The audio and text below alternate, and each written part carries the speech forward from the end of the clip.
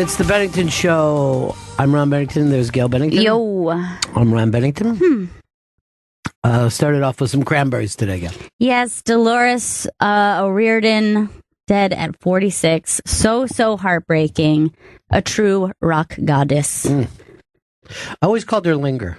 I don't know why. I just had... Could be because of the song Linger. Oh, I didn't even think of that. I'm like, Linger's a really good singer. It is really crazy that you think, though, that the amount of radio hits they had in such a short period of time, it's pretty crazy. Yeah, that kind of late 90s alt stations. Yeah. They were... them and Garbage were the only female voices. Exactly, yeah. On those kind of stations. Zombie was like a huge hit. Yeah. Dreams was just like so like dreamy and surreal and ethereal. And her voice is so unique and it's really heartbreaking. Well, it gets to be a regular thing. You know what I mean? Like, I hate to say, it seems like it happens all the time, but that and just finding out who's the sexual pervert seems to be the two non-Trump stories out there. Yeah, just dead rock gods and dethroned entertainers. Hey, Ryan, in Minnesota, you got to be flying high right now. Ron, to be honest, I don't even know how to respond to these kind of feelings. The Minnesota Vikings, people that aren't old enough do not know this, but they were the Buffalo Bills of their time. They went to Super Bowl after Super Bowl in the late 60s, always had great teams, not always having the best quarterback. And here they are again, the same exact story. And that thing the other day was one of the most mind-blowing ends to any game I've ever seen in my life. It was shocking. I would love to tell you that it was a great play, but it was like literally one of the worst plays. I can't even think of football. I got to go to Bill Buckner in baseball to see somebody a pro look so terrible. Awful. And if I was a betting man and was betting in the other direction, I would have sworn. But how would anyone know? You know what I mean? Like that play. Like, first of all, let's say this: the pass was not a good pass. You got to put that thing on a fucking rope so that your guy's heading out of bounds, catches it, and jumps right out of bounds, and you've got enough time to kick the field goal. He floated that thing.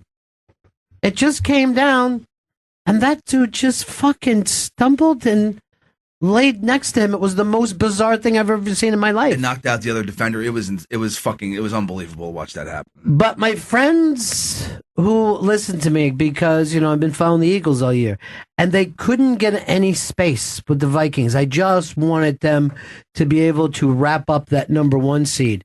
And the Vikings just weren't losing all year. And I'm like, what are we, a third? Who is this quarterback?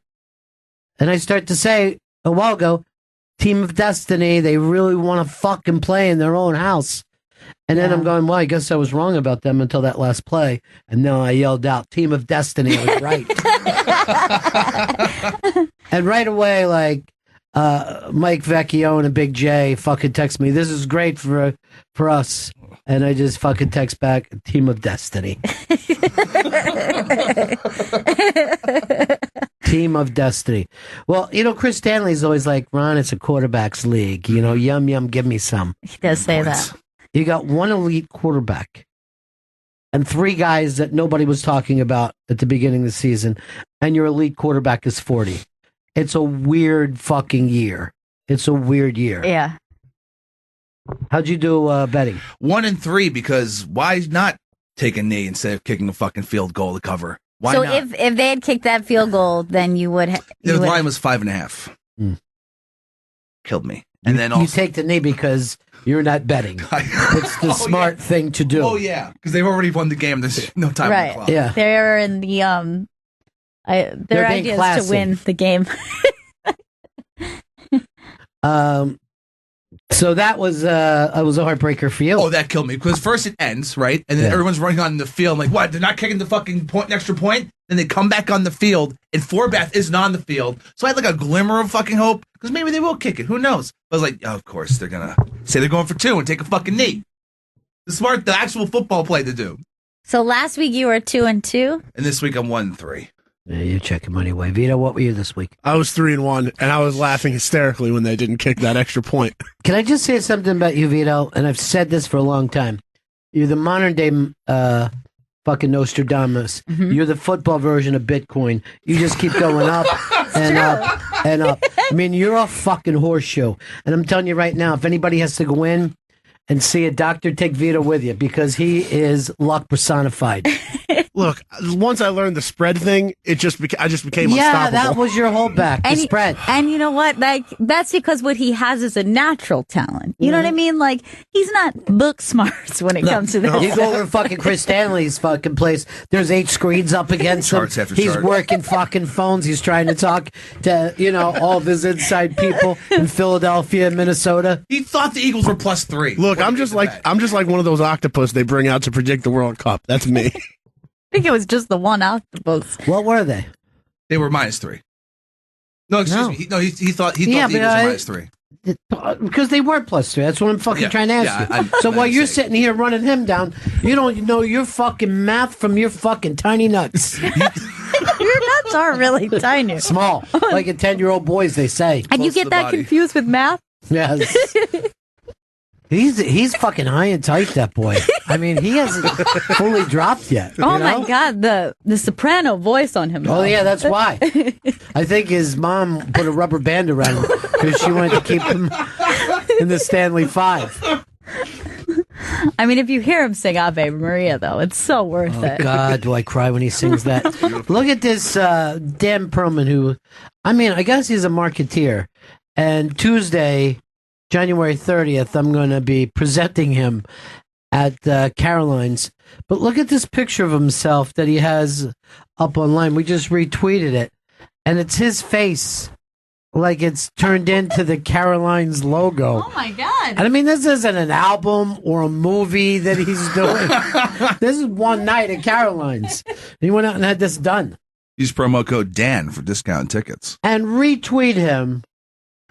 And feel free to comment on whatever the fuck he's doing with Snakeface, I guess. He looks like a sideshow freak. The guy that has, the fucking lizard man.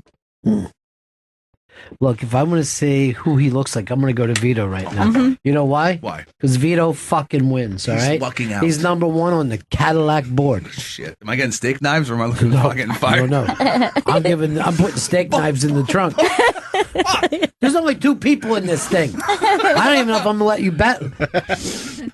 I feel like I'm going to turn around. Maybe if you wouldn't have fucking turned on your fucking guy at work and fucking bet against him. I felt the Eagles. That was like, I was thinking about that during the game. I was like, I yelled out, "Fuck you, Stanley." Oh, Jesus. And I was on a text thread that Big J put together. Oh, with me, nice. him and Vecchione.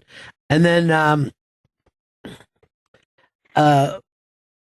I mean, they're not the funnest text guys. I'm going to be totally honest with you. they just, They're just Eagles literally, fans. okay. They're So, just bumming. right. You know, they're just bumming. Now, is there fun gifts like when we send our Eagles No. text? No, I'm the only one who'll throw out a GIF. Ba, bum, bum. And so I see Dan Soder the other night. And he goes, "You know how he is. I heard you're in a text chat. I heard you got a text chat going on." He goes, "I think is that what it's called, or a text A thread?" group text. All right, perfect. So I see him at the stand. He goes like this. "Heard about the group text with Big J and Mike Vecchione." He goes, "First time in my life I've ever been jealous of a group text." And I go, "Oh yeah." And he goes like this. "I am in a good Niners group text every week. Al Madrigal and Michael Che." And I go, "That's a great fucking." It's a good one. Yeah, that's a great text thread that you're in. How do I get part of that group chat? Who would fucking even think? I would think He's of it. adorable though, isn't he? That Dan Soder. No wonder the ladies love Dan Soder. Mm-hmm, they do. LLDS. And then he went on just so deep into fucking what the Niners are going to do next year. Garoppolo. No, he's saying he's going to be second string next year. Who's going to be fucking the quarterback? I'll give you a hint. You might have seen him with the DC bad names this year. He believes they're going to get him, and put Garoppolo as second string. He's talking crazy. Garoppolo's the future of that franchise. Ooh. Fred in PA. Yo, Ronnie B. Yeah. Hey, I love it when you talk sports. You're probably one of the best sports talk guys out there, even though you're not really a sports radio guy. I like what you're saying. That's quite a But compliment. I'm a huge fan, especially down here in Philly. Our local sports radio down here is awful. Well, it's Philly. Awful. They're stressed. Well, I want to say Eagles are a lock, and here's why. No team has ever played the Super Bowl in their home stadium. It's a curse. The Vikings can't make it. It's like impossible. They're never going to do it. Or are they going to be the first? Are they a team of destiny? That's what you have to worry about. I mean, they've Not got with a fucking little QB. pussy Case Keenum. First of all, this is a fucking week where neither head coach is really behind the quarterback. Oh, no. And it's also, and take a good look at it, the two least attractive men who've ever played in a championship game against each other.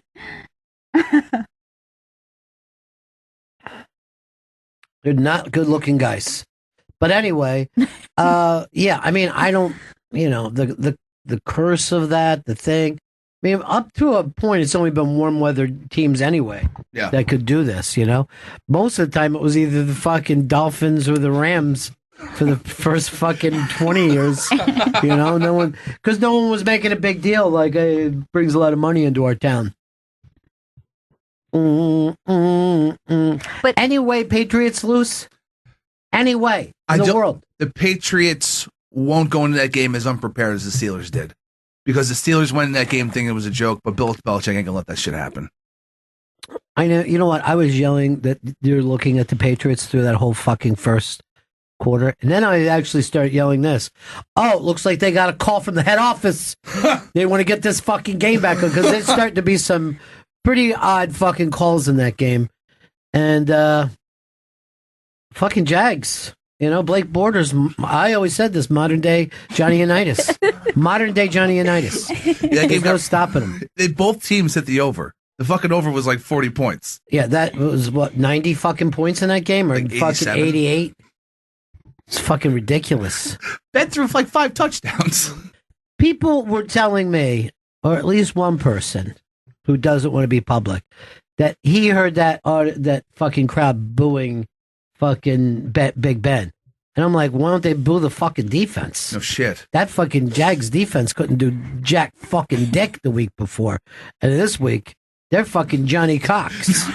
I mean, they were thick Johnny Cox out there. 844 Rock God, 844 Rock God. Who's going to win the Super Bowl? Vito, if you had to pick right now. Eagles.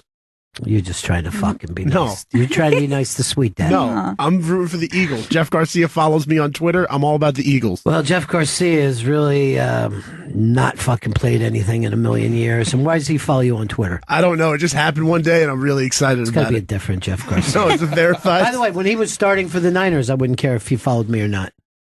I mean, anyone who says that the Patriots aren't the long fucking favorite right now. I was telling people before, I thought the Patriots Steelers was going to be the real Super Bowl. Yeah. I mean, I thought that game was going to be unbelievable. And you got the long shot Eagles, and, like I like to say, puncher's chance. I wish them all the best. But, I'm from there. I've seen that team my whole life. I know what they do, and I'm prepared myself. Vikings are the team of destiny. The Jags, they're there. They got a better chance than anybody else in the AFC besides the Patriots. Would that have been an easier game, Eagles and Saints? There's no easy game for the Eagles. They're fucking, their star quarterback's gone. Yes. They lost their MVP. Look, that was a big win for them, and they need the same kind of win this time. Yeah. Underdog. Yeah, they're the dog at home. Mm-hmm. I told fucking Chris, take the dog at home. He's like, fuck you, dude. Why? I fucking hate Philadelphia, and I hate the Eagles. And I said, woof, woof. Yeah, that's right. No one likes your hungry. catchphrase. No, he was the hungry like the wolf. And he is. I mean, that's fucking 3-1. That's fucking cash money. It's luck, Ron. It's pure luck. Guess what? I'll fucking take luck every day of the week. You're bad luck. No. I don't know whether everyone knows this. Steve Bannon went in today. He has to see. He's being questioned, I guess, by the Mueller team. Nice fucking suit, hair slicked back, like any biker who's going into court. Cover those tabs. Yeah, cover long sleeves. Long sleeves. Put on some fucking house gloves if you need to. I'll tell you who's not there. Chicago Bears aren't there this year. Soldier Field.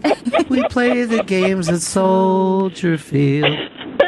Janice, you watch all the games over the weekend? Oh, that's what makes playoff football so great. Oh, yeah, it was. It was pretty exciting. Everything except for the Patriots game. You know, that first, I mean, when they scored on them, I'm like, could this fucking happen? If it's watching, look what this is happening. Yeah. And, I crack up because the Bears are all home watching with me. But yeah. Well, you had that one I magical call my year. father-in-law, and I'm like, oh, my God, can you believe the Vikings won? He goes, yeah, they were winning. I go, no, you don't understand. He was flipping around. I go, you don't understand. Yeah, that was the most ridiculous play I've ever seen in my life. I can't imagine what the fans of both went through because that's too much of a shock to the system either way. That's too much positive energy. Yeah, there was plenty of reactions of fans of both teams that people put up online. Yeah. And they're almost similar because Yes. they're just shock and then mostly screaming fuck in both case scenarios. Yeah, it is. It's the same. It's the same stress to the heart. More people throw out their fucking TVs than you could ever imagine. And I'm like, that's your fucking TV, dude. Celebrity Big Brother's coming up before you know it. Hold on to that fucking TV.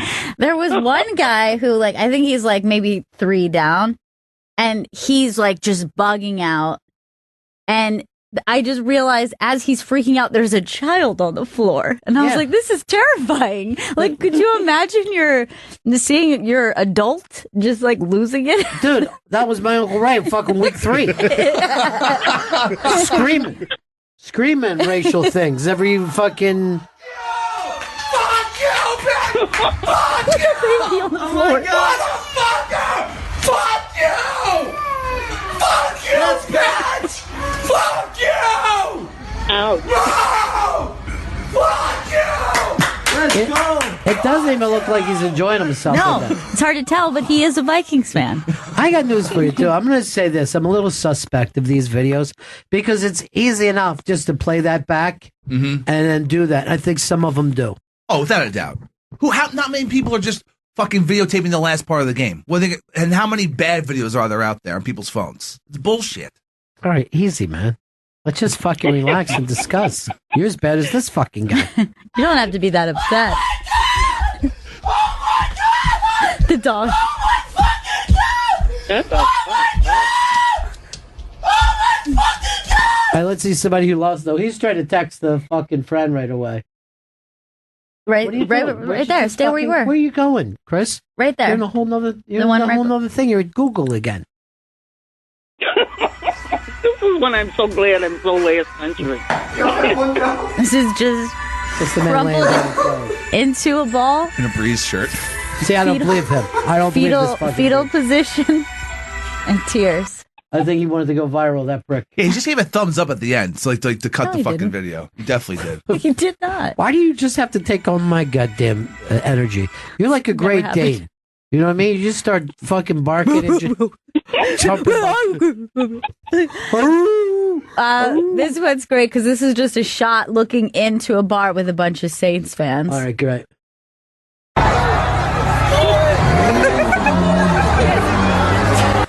They're just mouth agape. Some of them walking dazed. That is some sad alcoholics in fucking New Orleans.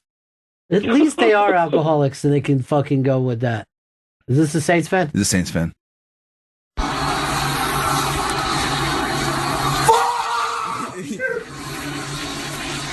But he was way after it. I don't believe him at all. I mean, he's getting mad that they're out on the field. He didn't even see the fucking play. All right, Janice, talk to you soon, honey. Okay, I love you guys. Right, Love next you, year it's Janice. the Bears. The Bears. Bye, honey. Chris, you got any early picks? No, I'm gonna wait for Friday for my picks. Like anyone So you need cares. to Like see the anybody spread. cares. I want to see what happens to the spread. What's the spread right now? As of right now, it's Jaguars at Patriots. Patriots minus 9.5. Vikings at Eagles. Eagles are plus 3.5. Actually, I think that the fucking Patriots line is way too low. You do? They just won by 28 last week. They won by 20 fucking 8. The worst thing that Tennessee could have done is score that touchdown. I think it just fucking annoyed the shit out of them.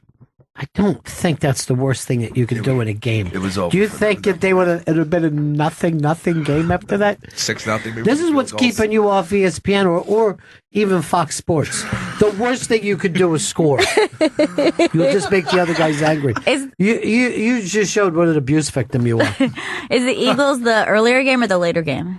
Eagles is the later game. Later game on Sunday, right? On Sunday, Yeah. both games Oh, on Sunday. fuck. So Saturday is what? Nothing day? Nothing happened on Saturday. Yeah, like the later games. Then you just you have the anxiety all day. I wish we could just get it over with. See what the temperature is going to be in. It's so weird to think that a Minnesota team could be affected by the weather, but they play inside in their fucking rec room all week. It's going to be 51 degrees is the high, slightly cloudy. Well, it's not going to be the high. It's the night game. Yeah. So what's the low? That's just to the right. 37 degrees. Yeah. He fucking struggles, doesn't he? He struggles with numbers. And he takes a big gulp of fucking water as And now well. I know it's because of the balls, I think. Yeah, the balls are so fucking tight. The balls. Can you get that temperature spread?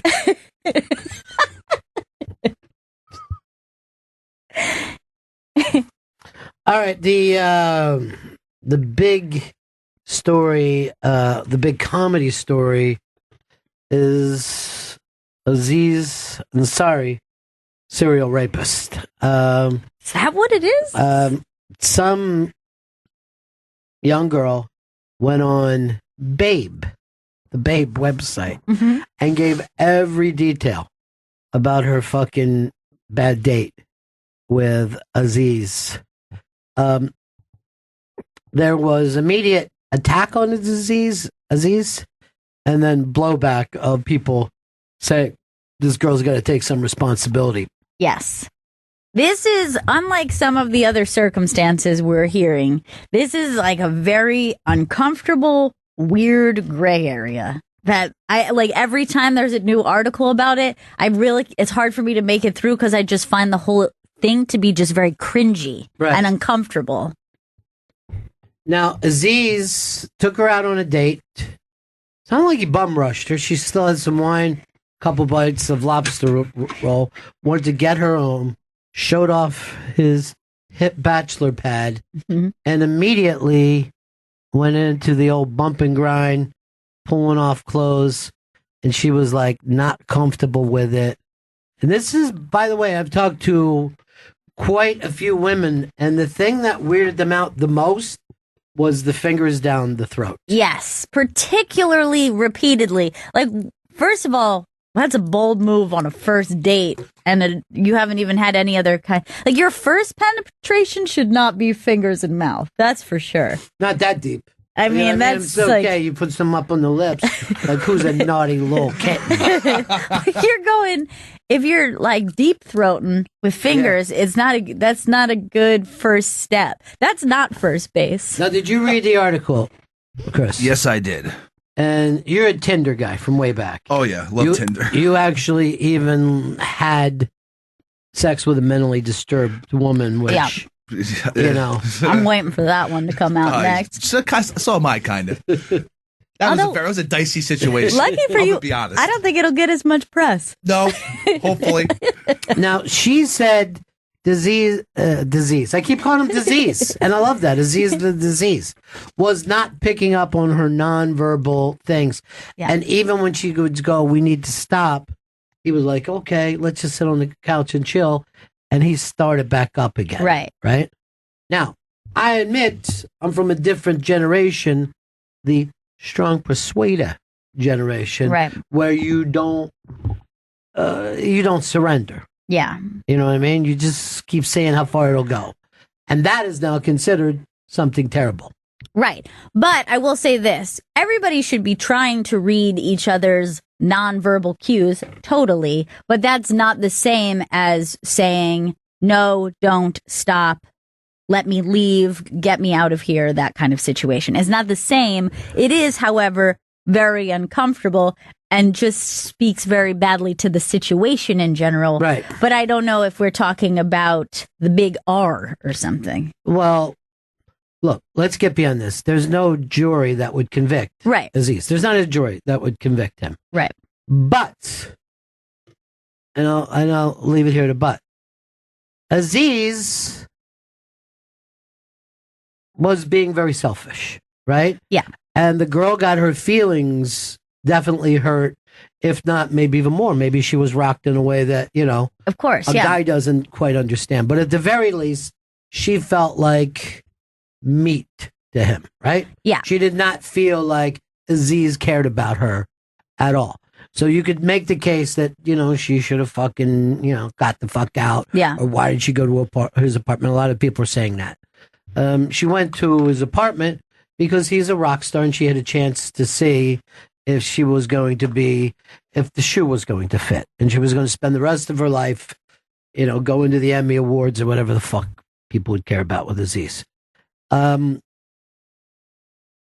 Aziz is a guy that most comedians that are on this show, some on the air, some off the air, will be like, I don't get that dude at all. People who know him at the Cellar says he keeps very much to himself. I had him on an Unmasked years ago, and he's kind of a socially awkward guy, I would say. He's a quiet guy. He's not what you would expect of a comedian. He's not a Rich Voss, a Bobby Kelly, a Nick DiPaolo, people that are naturally funny. I saw no evidence that Aziz is naturally funny. That doesn't mean that you won't become a great comedian. Some of the great of all time don't seem like street corner boys. You know what I mean? And to me, the funniest fucking people are the people born that way. You know what I mean? I'll laugh harder at Artie than I will at a craftsman, let's say like Jerry Seinfeld. That's personal though. So I know, and I've heard this before about Aziz. He stays away from the comedians at the Cellar. Now, by the way, I haven't saw this myself. I only heard it. And the complaint was until a big star comes in and then Aziz is up attaching himself, whether he feels like this is us, right? We're above it all, or... So the social game can be turned on when they think it's in his benefit. He's an ambitious guy, obviously. Yeah. But I remember thinking, like, when I did the thing with him, oh, fuck, I like Tom Haverford. Not necessarily Aziz. I thought I was going to meet Tom Haverford, who I always found to be hilarious. Yeah. Right? So Aziz is, I'm going to say this, he seems like a nerd with money, right? So his apartment is done up as some kind of thing to impress girls. Certainly not to impress guys. No. You know what I mean? He's all about the fucking right bath towels and the fucking, candles and, So that thing, in his mind, he's like, he's living like a Dean Martin type fucking bachelor. You know what I mean? Right. He's got in his mind. So that whole thing was meant to impress women. Maybe he thought that was enough. Yeah. Now, here's the other question I'll ask. Does the girl have obviously she has the right, but is there something wrong about this kind of detail going out from an anonymous person? Well, I can't remember the name of the writer, but somebody had a response to her coming forward with all this information and said it pretty much amounts to like 3,000 words of revenge porn. Like they felt like this was the type of intimate detail that was only meant to embarrass him as opposed to shed some light or warn other women about his behavior. Now, I'm not sure if I 100% agree with taking it that far. That's what's really confusing about this. It's very similar to Cat Person in its vibes. Almost like if there was no Cat Person, this fucking article never would have been written. Yeah, exactly. So it's a recent reference point to go back to. And like if you've read Cat Person, certainly he never forces something when he was told no, but he's not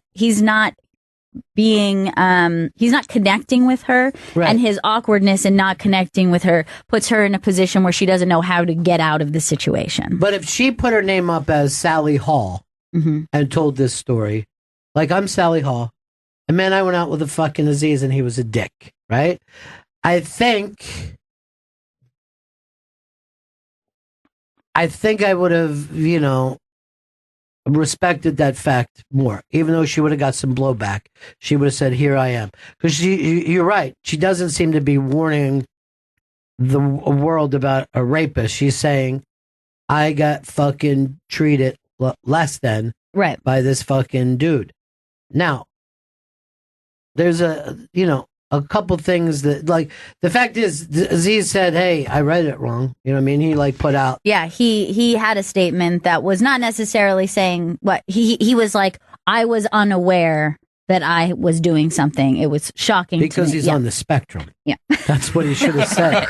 Look at me. I'm not a fucking normal guy. Well, I'm talented enough that I can play one on TV.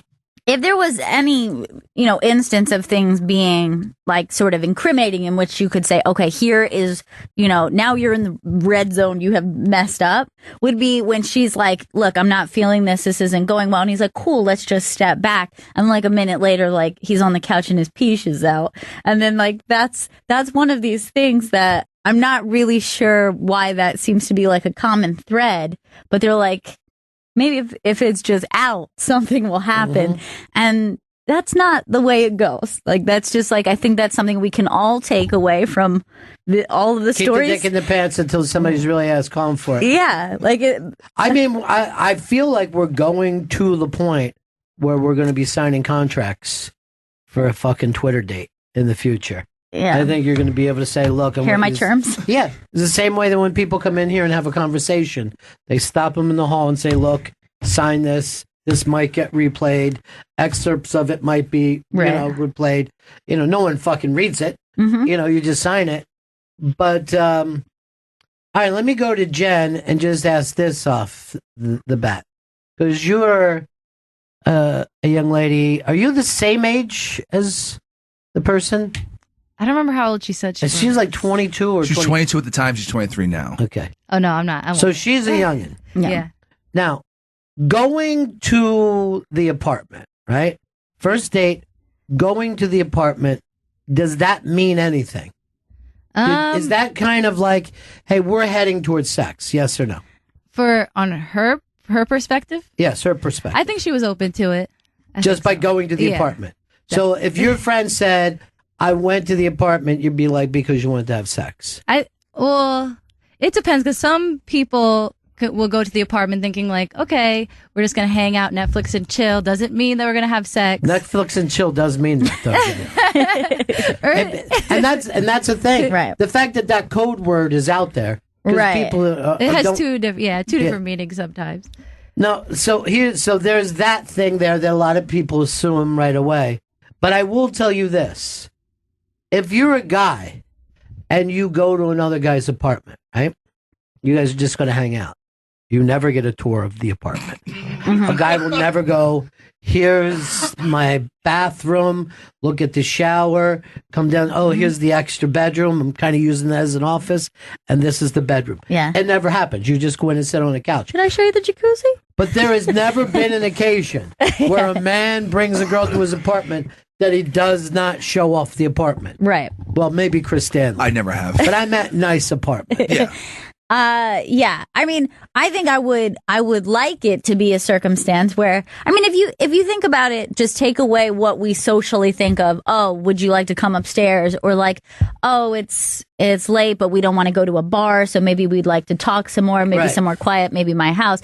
It would be great if that could mean something more open, but only socially we all go, oh, we know what that means. But that shouldn't be, right? I mean, shouldn't you be able to go back to someone's house and then go, great, we were able to have an extra hour of conversation, not loud in a bar.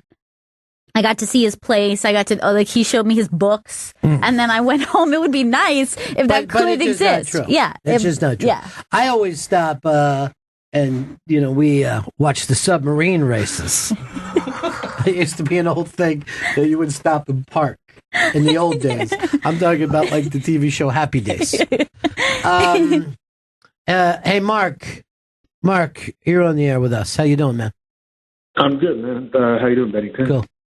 All right. So yeah, I just noticed I'm not a huge stand-up fan of Aziz's stand-up. I think his first special definitely was the only one that was actually solid stand-up. But from that special, if you've seen it, we've got a character called Randy. And I feel like all this stuff is kind of right up Randy's alley. So what I'm postulating is Randy just the alter ego that... no one went out of their way more than Aziz to say, I am not Randy, and I'm not doing Randy anymore. Randy! And what movie was that in, Randy? That was in It was Funny People. Yeah. That fucking character is on stage so short in that film. I mean, if there's a minute, I'd be surprised. Yeah, it's just one scene. And yet it's what everybody remembers Aziz by. So we agree going to the apartment signifies something. In this society. Socially, it signifies that you are interested in possibly taking at least further. making out. Yeah, of course. Yeah, at least making out. But it seems like Aziz had very little interest. For example, if you're having a terrible date and then someone says, "Hey, would you like to come up to my apartment?" No, you would say no. So no way, loser. Negatory, good buddy. Not getting that. Not getting that. Read my lips. So she was open to, but again, I feel like she's young. She has a chance to be with a rock star. Yeah. And she just thought, maybe Aziz will fall in love with me. You know what I mean? Maybe she had some fucking thing in the back of her mind that she wasn't no holler back girl. Well, here's the big thing and why it is so similar to Cat Person. Right. So when you're a woman and you go on a date with someone or you go on several dates with them and then they say, "Do you want to come back to my apartment?" And then things start to become physical, but it's not working for you. You're not enjoying it. It's not, you guys aren't connecting. It's uncomfortable.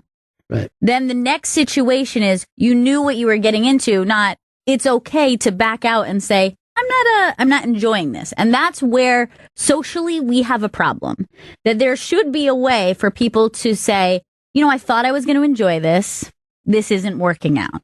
Well, if they were having sex and she started saying no and he kept going, that has right. But I mean, rape. Even to say, like, if you're making out with someone right. and then they're just a terrible kisser or you don't like their breath or whatever this thing is that is starting to like really turn you off, you should be able to go like, I'm not really feeling this, and then them not take their dick out next. So that's really where it gets to be this like uncomfortable situation that like nobody wants to say like, no, you're raping me, when it's just like we should just be able to like dip out of this in a comfortable way. All right, let's talk to a very famous comedian. In my mind, I know which way I think this gentleman's going to go, but I'll say the one and only Tommy Johnigan. Tommy Johnigan. Guys, hey. Yeah. I have some strong opinions on this whole thing, but I have two daughters, and I can't share those with you. I got money. I got a job. I work for a corporation. Mm-hmm. But I want to say when I read it, it's really his fingers being called the claw, all this kind of craziness. The one thing that sticks out to me is just the random. Then he sat down and turned on an episode of Seinfeld, and the sentence that said it afterwards goes, "She'd never seen it before." It was the weirdest detail of the whole fucking thing. Yeah, it was pretty odd. There's a girl. She's being fingered. He's making it into a V. Yeah. She's blowing him, and then out of nowhere, she's never seen this episode of Seinfeld. And I'm dying to know what episode it was. Oh my God, I can't remember the last time I thought I hadn't seen it. But she's young, you know what I mean? Like, if anything, he should have put on Taxi. I just love the fact. I hope Seinfeld has Google alerts for his name. Yeah. And that just popped up on his phone the next morning. And I think, I do think that Aziz has fucking social weirdness about him. Right. You know, I don't know if, I certainly wouldn't accuse that of being rape or anything, but don't you think that he's going to be carrying this a long time no matter what? Yeah, I definitely do. I think it'll stick with you just because it's, I don't even want to say a gray area, but it feels like it's in a gray area for a lot of people of whether it's bad or whether it's sexual assault. And just the sexual assault part's going to stick with you because people have to question it, I guess. Yeah. And because he went far in the other way and acted like he's a girl's guy and he's wearing the pin, you know what I mean? Like, it's not like I could bring up 18 different guy comics that you're like, no, he's not even going to give a fuck about this. You know what I mean? But this would bother Aziz. Right. And I'm sure his Indian parents were yelling at him. You know what I mean? All right, Tommy. All right, guys. Sorry I didn't have anything smart. I just wanted to point out the Seinfeld. The Seinfeld thing was beautiful, and believe me, if I was in the prosecution, I'd lead with that. Or the defense. I would just try to get it out there as Exhibit A. Seems like you're just focusing on the Seinfeld thing. I know, but I'd like to go back to it. All right, talk to you later, Tommy. Peace. Now, Jen, I haven't asked you your straight-up opinion. Where do you fall on this as a young girl who enjoys dating the ballers? I think she should take this as a lesson. Next guy she goes out with, you say no from the top. And for me, I kind of was not for her when she said that she sucked his dick, and it was twice. Yeah. That's where I was like, okay, you definitely gave him a mixed signal. She was being a good sport. See, that is also a thing. Yeah. Being a good sport is also like a thing that women feel like they have to do, which is just, it's just a thing of life. Should it change? Probably. Yeah, I think that it should. And I think that it's okay to start doing something and going, no, I don't like that. Right. Like, you know what I mean? Like, essentially, what would be a safe word, but we're not talking about, like, rough stuff. I'm just talking about, like, yes, this is going okay. No, I'd like to stop. I'm not feeling this. You're not doing a good job, and we're not connecting. Am I the only one surprised that Aziz didn't come immediately when that fucking mouth touched his penis? I just figured him as a fucking quick shooter. And he seemed pent up. I mean, he ended that fucking dinner real quick. Yeah, man, because you know why? He had the fucking right material or whatever he does every night. He didn't even finish his wine, which... No. Everyone knows I have a problem with. I don't like to leave alcohol behind. And there's a problem that he had only white wine, not red wine, which is also another weird detail. Okay.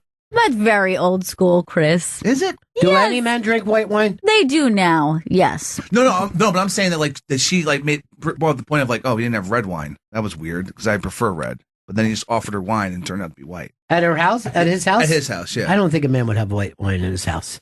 If he likes ladies, he does. I mean, if he eats fish, what else does it go with? Chicken? Some light poultry dishes, Fish. Have a fucking beard, dude. I could see if you're at some fucking weird party where you're trying not to get too fucking high. Sure. Have a glass of white wine because you can't stomach it. That makes sense.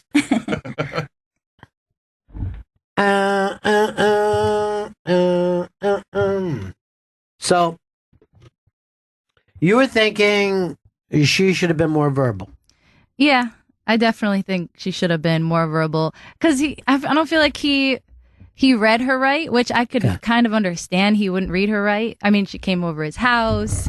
When he starts getting all freak, I think she went over his house with the intent I could have sex with him, but then he wasn't romantic. You know, he wasn't romantic. Yeah. He started doing all freaky stuff, and she was like, "Well, I will have sex with you, but you're being real freaky right now." Right? He's a fucking awkward dude. Yeah, and he did not treat her like someone who mattered. You know what I mean? I think it also kind of reminded me of that thing when, a teenage boy is with a girl and his only previous experience is watching pornography. So then they just start like saying really crazy things, and you're like, "Hey, dude, I'm just like a real life girl. You don't have to say that weird shit." Looks like you're ready to take a trip to Dick Town. And you're like, don't say that. That's weird. Huh? You like that giant cock, come on. You're 17 years old. Right. 17 years old of cock. Right? It's easy. But that's what I like. I don't think he's a full-grown person. Right. And like first date and first time, it's not time to like work out your fetishes yet. It's not time for that. It's a very good point. It's a very good point that if he would have dated her for a while, maybe she was like, yeah, put your fucking fingers down my throat. Yeah, okay. You know? Seems weird. Give me the fucking claw. Look who I am. I'm a fucking shrimp girl and I'm ready for the claw. And you know what? That says a lot about women because that means their love for you can grow. And then they can go, you know what? I love you so much. I want you to have the claw that you want. Come in through the window with a mask with a fucking knife in your mouth. You know what I mean? I care about you. So I definitely want you to have fun. But I think that's what happened is she didn't feel fucking cared about. She didn't feel valued.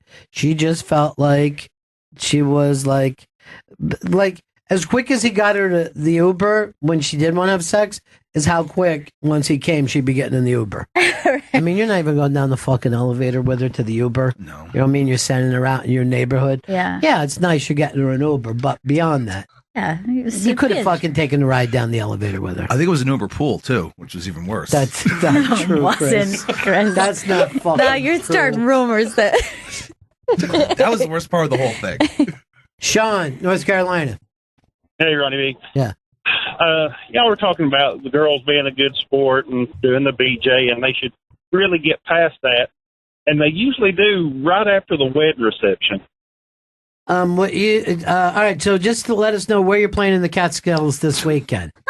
I'll be there the 3rd and the 4th of next month. Yeah. All right, thanks. Yeah, that was the old go-to Catskills joke. Larry, Saratoga. Hey, Ronnie B. Hey. Hey, I was wondering what you think. This younger generation of kids, they've been watching porn since it's been so readily available since they've been 10, 11 years old. You think it's just kind of messing up their, how they feel about sex, and do they actually think? Well, I think it's also happened for adults who, porn changes, that thing, and there's no doubt. First of all, I had talked about this before on stage. I don't know how young guys, 14, 15 years old, like when you lose your virginity. When I was younger, that was probably the first or maybe second penis that girl had ever seen in her life, right? Yeah, exactly. And now they're seeing these giant porn penises, right? So this would be like if a girl only judged the size of men because she watched NBA games and nothing else. Right. And then she meets a guy who's 5'8", and she's like, what? Yeah. What a tiny little... How are you even a human? And are you a baby? And you could say the same for women with bleached assholes. You know what I mean? So that is standard is different for you I guys. expect a colorless asshole. It's like devoid of color of any kind. Clear. It's a mirror. She shits out of a mirror. I like to think of it as her glass hole, not her asshole. Let me taste that glass hole. All right, so this is the only thing, and then we'll move on. Did she have a right to write that story, or was that almost a violation of Aziz? I think it was a violation of Aziz. I feel that way. I mean, this was just a bad hookup. That's all it was. It was just a shitty fucking hookup. I don't think that it was just a shitty hookup. I definitely don't think it was just that. But I do see the feelings of the intimate details of some of the things that maybe he didn't go wrong. It just didn't work out between the two. Here's an interesting thing. We would have accepted this if he told this story on stage. You know what I mean? Like if he told the story, how many times we see a comic just tell a fucking story about anybody, and we're like, oh, that's funny shit. You know what I mean? I guess the problem is this wasn't funny.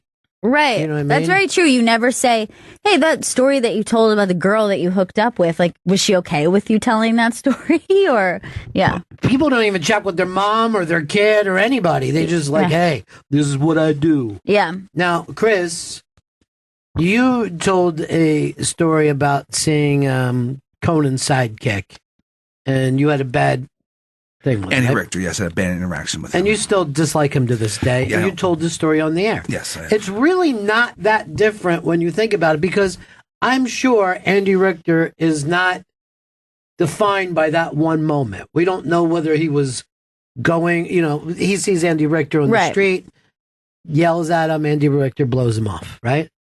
Chris has carried this story around long as I've known him. I don't know how many long time. Maybe he caught him at a bad time. Yeah, maybe he just got some bad news about his family.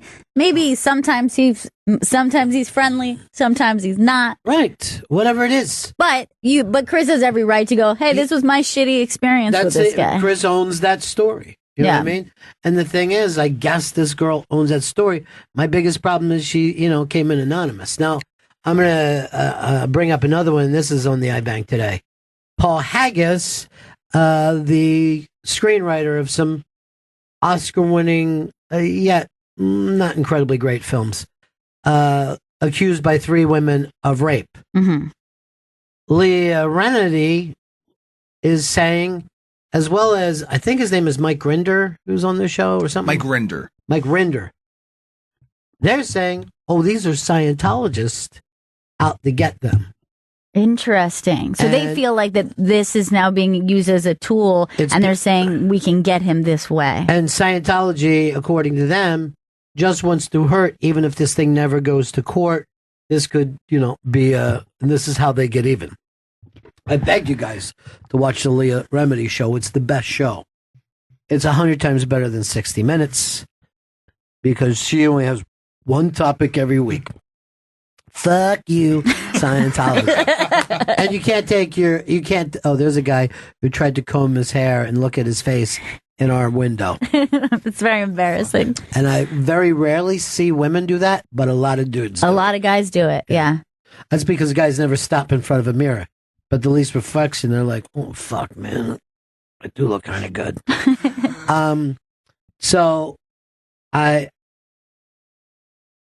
will listen to Leah Remini because she does the work. Yeah. I'm going to at least say this is a high possibility. So she feels like Scientology has a beef with Paul Haggis. Well, he left. Yeah. And he badmouthed them and they make a deal. Right. We'll fucking get you if you leave and say bad shit about us.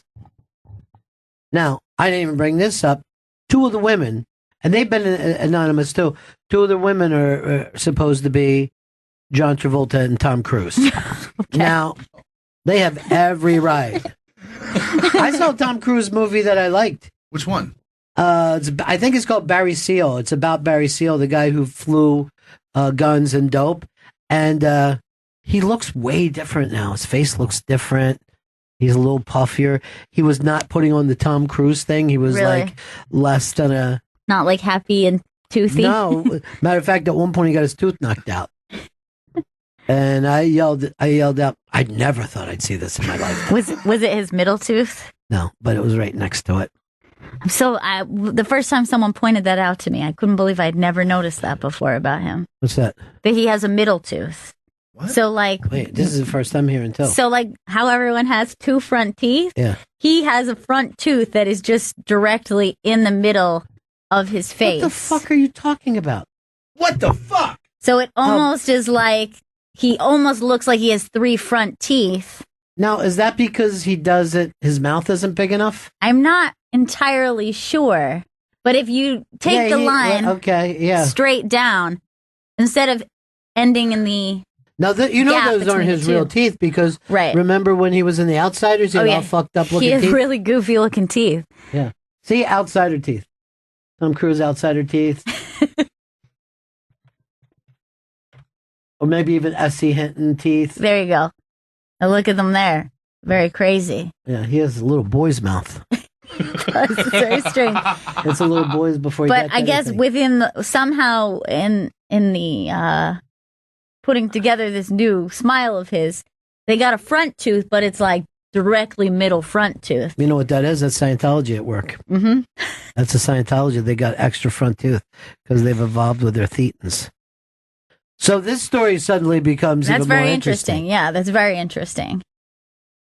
Paul Haggis won, I think, the only person in history to win back-to-back screenwriting awards, Crash and $1 Million Baby.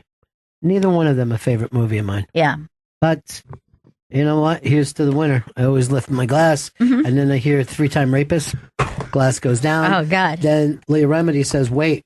Glass goes back up. I have the trust of Leah Remedy. I do. That's why, just in case, I always just sit on my hand, but just one hand. And then the other one, I'll do snaps. Okay. Because I'm not sure yet. Who was it that they sat on their hands for? That was the guy who named names. Right. But He what was the name? he was a screenwriter? No, he was the director in the 1950s. I think he did like On the Waterfront and movies like that. Yeah. And apparently he named names. And then some people said, yeah, he named names after they were already named. Scorsese backed him up 100% because Scorsese doesn't mean anything is more important than movies.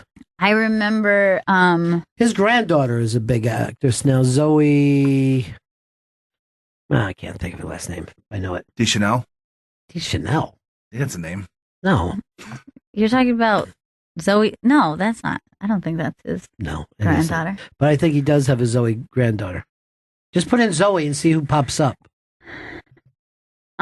He goes like a bat out of hell unless you want him to. Kazan. It was Eli Kazan. Oh, yeah, something yeah, like yeah. that. So he was the name namers. How about how like he's constantly banging on those keys, and then I ask for it, and I just see this actress. Zoe. But I remember when there was like the controversy of who's going to sit on their hands, who's going to stand and clap for him, and for some reason I can't remember all the details of who was who, but I remember that Ed Harris was sitting on his hands. Like I just for some reason remember his very disappointed face. And he was glaring. Yeah. And his check too. Ed Harris's check. They were like, we are not standing and clapping. Yeah. Ed Harris has never been nominated for another award since then, too. Think about that. oh Think my about God. that fucking shit, man. Let that get in your head. You should team up with Leah.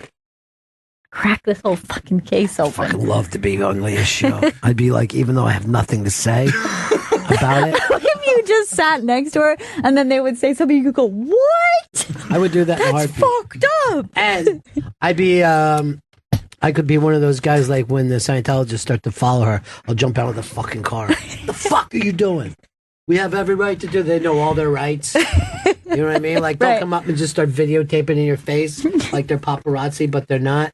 And they'll just be like, "Why do you hurt people, Jack?" You know, whoever they're talking to. Right. They'll just try to get that guy to smack them.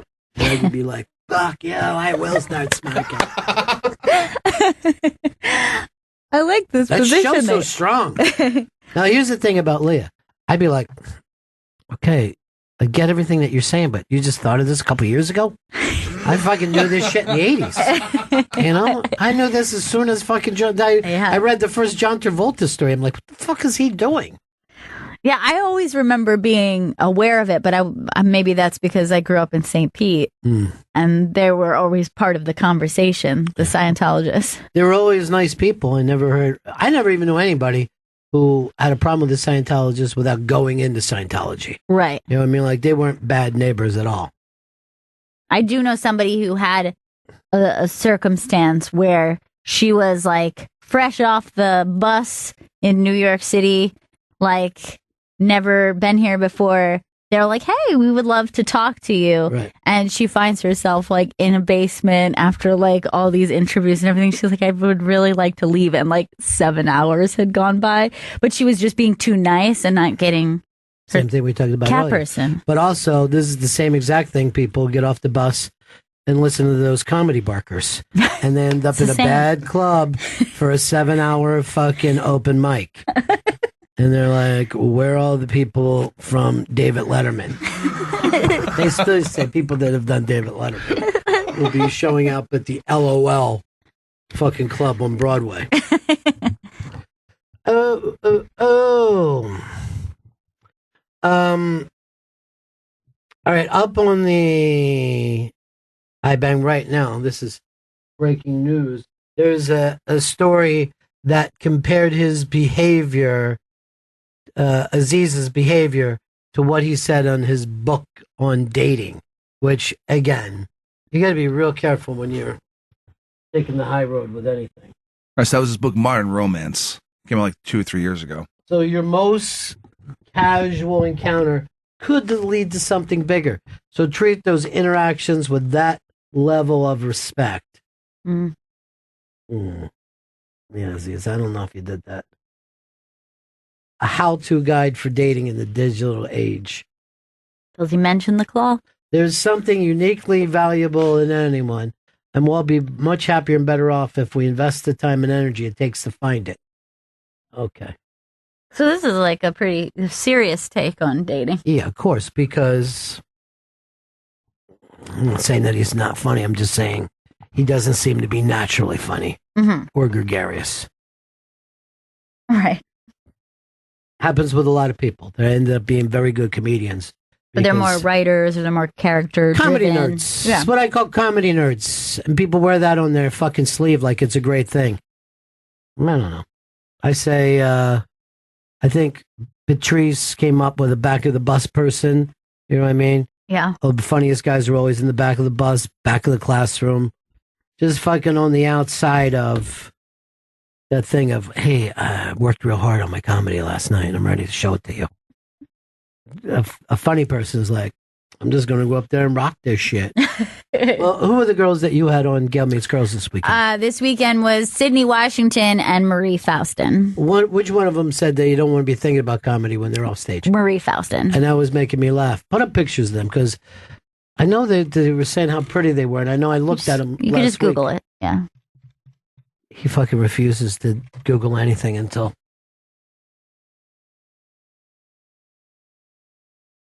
So that's Sydney on the left and that's Marie on the right. Marie is the one who doesn't work his shit. Yes, exactly. And was very, very happy to say that. I'm loving those Lou Reed pants, though. Very cool.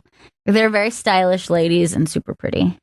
By the way, did we put up the Stranger Things band on the iBang? It is up on the iBang, yeah. All right. So I don't know whether you saw this. Now, what kid is this from Stranger Things? So this is Finn, Finn, I can't remember his last name. That's like the actor's name. And he plays the main... Wolfhard. That should be the name of his band. I agree. But he's like the main kid on Stranger Things. Now, how old is this kid? Not Will Byers, but the other one. Do you know Vito? Plays Mike Wheeler.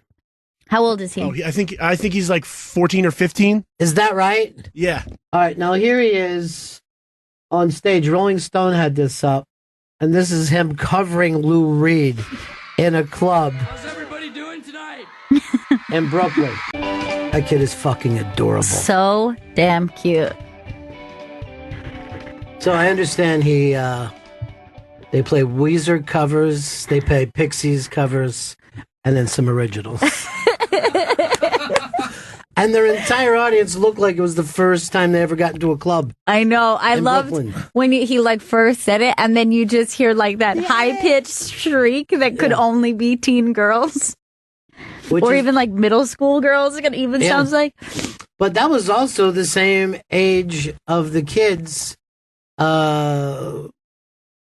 that went to see the Beatles. You know what I mean? And the Stones. You look at that, you can see a Stones show in like 65. And you're like, wait, is the whole place 13-year-old girls? Like, you don't even realize, like, the Stones didn't even get the boys until like the late 60s. That would make a great GPS. It comes now. Evan, Montreal. How you doing, Bennington? I just wanted to tell you there was a local comic who got called out by his girlfriend. They've been dating for a few weeks, and he hassled her. They were both lying in his bed, supposedly, and she told the whole deal. And when she spoke to her therapist, this was sexual harassment and sexual assault. Now the kid can't get booked at all. He was starting to do middles in, like, Upper New York State and stuff. Right. No, nobody will look at him. And it's not like Aziz or Haggis who have money to fight it out. I mean, the guy doesn't have any money. But, Canada's rules are way different, right? I mean, I don't even know in Canada you're allowed to bust someone's balls. You know what I mean? Mm-hmm. You can't even tell a fucking good Chris Stanley story there. Because I was at a party once with Chris, and he was drinking whiskey, puked. Some of the fucking puke went into a shot glass, and he still did the shot. Ew! Yeah. And I'm willing to say that in Canadian court. And I have a right to the truth, Canada. It happens. But that happens in Canada. They get very... and England is the same way. Like, people talk about our PC culture, but they're fully further along than we are with that. Yeah. You could get in trouble.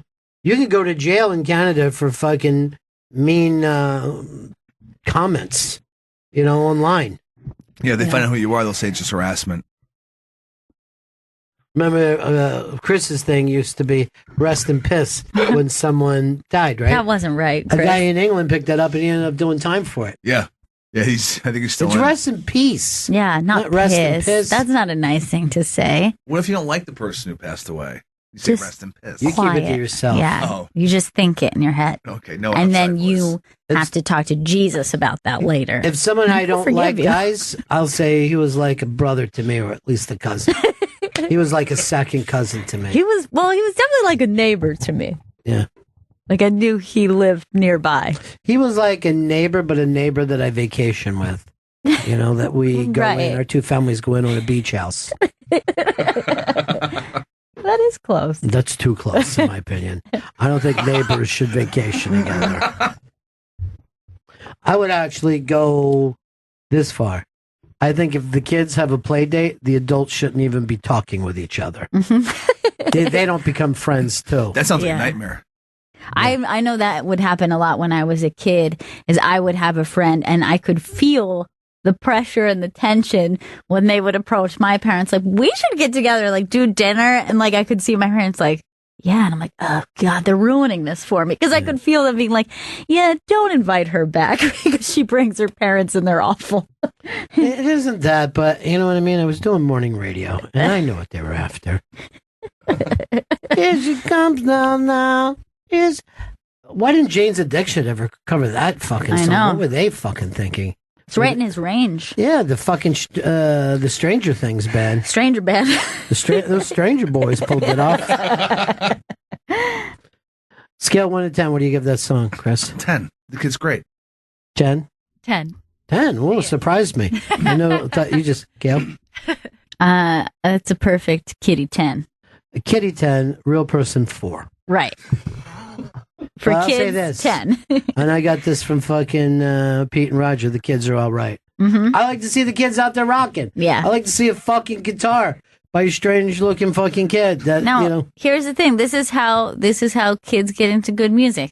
So those girls are like, I love Stranger Things. I think Finn is so cute. And then they go see him, and then they cover the Velvet Underground, and now they're like, I like that song. And that's how it happens. That's how kids get into music. First kids say, Finn wrote that. Did you send that to your cousin? Your little I cousin? did, yeah. Did you hear back? I did hear back. And what And was it? he's not a big Stranger Things fan, so he was like, I feel like there was like a little tension about it. Oh, I'd like to and read. his little sister was like, I love it because she loves Stranger Things, but Today it he wasn't feeling it. Today was 90s Day at their school. We're already doing where it's Oh, God. 90s Yeah. Day, not 80s or 70s. 90s or 60s. Day. 90s So it's parties and 90s everything? Day, yeah. Yeah. So she won as Blossom and he won as Kurt Cobain. Those are cool, but Yeah. the 90s Day thing is disturbing. Yeah, that would be weird. You know? Yeah. That's It how is- it happens. What is it going to be when it's like, all right, so kids, it's early aughts day. Jesus. Hi, I want to come as Osama bin Laden. No. And my friend's coming as difficult- first responders. It's a difficult time. You are not going as Christina Aguilera during her dirty phase. You'll go as a flip phone and you'll like it. Who would you, if this, all right, Jen, who would you go to for 90s Day? I would do Aaliyah. Leah, good. Chris? I do Ricky Martin. He's a big 90s guy. You'd be better off doing that harmonica player from that fucking... Blues Traveler. We're a lot of denim. You definitely should just go as John Popper, because I thought you were dressed that way today. Gail, who would you go as? I'm gonna go like Jagged Little Pill Alanis Morissette. And I would go as my friend Frank Rapicelli. Because he was alive in the 90s. That is true. He was. Vito's dying to be asked what 90s character he'd be. Because he loves fucking dress up. He loves dress up. Who could he be? John Popper too? There's only one John Popper around here. It's me. Papa John. Here it comes now. Hey, John, what's up, buddy? Hey, buddies. Yeah. Hey, that guy was really, really good. He sounds just like Perry Farrell. I can't think of the song, but he nailed it. Wow. Yeah, he could definitely do that, but I always thought Perry was fucking fantastic. Yeah, I got to see them for the first time live. I think that was last summer. Or was it the summer before? It was just great. So fucking fun. Yeah. Just so much energy, still so crazy. And of course they had the carny shit going still, like girls hanging from hooks and shit. But he was just having a really great time. Like even people were remarking about that in the audience. Like he was maybe having the most fun of everyone and it was a blast. He loves rock and roll though. That guy fucking loves rock and roll. Mike, what's up? What's up, Ronnie? I thought that I didn't like the guy's voice at all. He's a kid. But 15-year-old boy. Little baby. But check out Nirvana's cover of that song. It's pretty great. Everybody's heard it. I don't know. I was there for the Velvet Underground first, so good to you. Me, I'm a Finn guy. That's my era. Wolfhard. Finn Wolfhard. Ladies and gentlemen, Finn Wolfhard. Yes! I want to hear what he did by the Pixies. Yeah. I'd be the one doing that. John Popper's fucking screaming. This is great. Fuck! I'm watching my phone. The Vikings just blew the fucking game. Did you put any actual money down? Yeah, I put fucking money on that. I thought it was going to fucking cover 5.5. Fucking scumbags. Just kick the point. Just give someone a break. Why are you going to a bookie when you can always fucking come to me? I'm the house. All right. I'm ready to bet against you at all times. Taking action? I'd love to fucking have a line of credit that you can't fucking pay off. That TV show House is about him. You remember when Dante said, I wish it was because I do have glass walls that I write on all the time. You remember when Dante said last week when I said I couldn't sleep, he goes, I have the perfect song for you. Yeah. This song. Fucking Chris never sent it to me. No. So by Friday, I still haven't got it. Saturday, and I'm going to see how fucking long this takes when he knows that I have insomnia. You're kidding me. You never sent it to him? I thought you sent it to him that day. And I wrote it down, but I didn't send it to Ron. I didn't send it. What do you do with that book of yours? You know Wipe you your can't ass with it? sleep. No. All right, Vito, what fucking character from the 90s would you be? I feel like Joey Fatone would be a good choice for me. Joey Fat One? Yeah, you want Joey that Fat fucking Fat One? He's an Italian guy from Staten Island. I feel like it's an easy transition. I forget that band is late 90s. I always think of them as the fucking Zeros. Yeah, they're during those dark ages that I don't even like to think of as part of the 90s. It's like once you hit late 90s, not good. I always try to think of you just brought up a band that had a lot more, radio hits today, the Cranberries. Mm-hmm. But there's always some people that you forget how big they were. And Sheryl Crow in the 90s was just fucking hit after hit. It's a ton. Yeah. And I must say, great songs. Very, very great songs. And yet I never thought had one of the best voices. And she was like a voice person. Yeah. And if you listen to some of that stuff, you're like, it sounds like anyone's voice. Yeah, it's not too showy, I guess. It's not too showy. Not too showy. Showy. Give me a 90s person that we're going to be surprised about, Chris, because I see when you have a finger up and your mouth open, you want to get involved. As a kid, I thought he was the biggest star in the world, but he hasn't done much lately. Garth Brooks. I think people forget how big Garth Brooks was. Garth Brooks took time off, but he was one of the biggest recording stars of all time. Like, he sold 200 million albums. And then when he had kids, he was like, look, what am I going to do? Sell 210 million albums? I'm just going to take some time off. And it seemed like more people liked him as they didn't come around. It's kind of smart. It's like I always say about the Red Hot Chili Peppers. Give us a chance to miss you. You know what I mean? How are we going to miss you? You keep putting out fucking music. Flea. That is your real name. Perhaps you should flee for a while. You know? It is strange, though, when you think certain people. Jennifer Love Hewitt was a person that was on the fucking news every single day. And then we just don't talk about her. Yeah, I think she also Here's a weird one for you. Yeah. A band who seemed like they were going to be like the big rock band went away.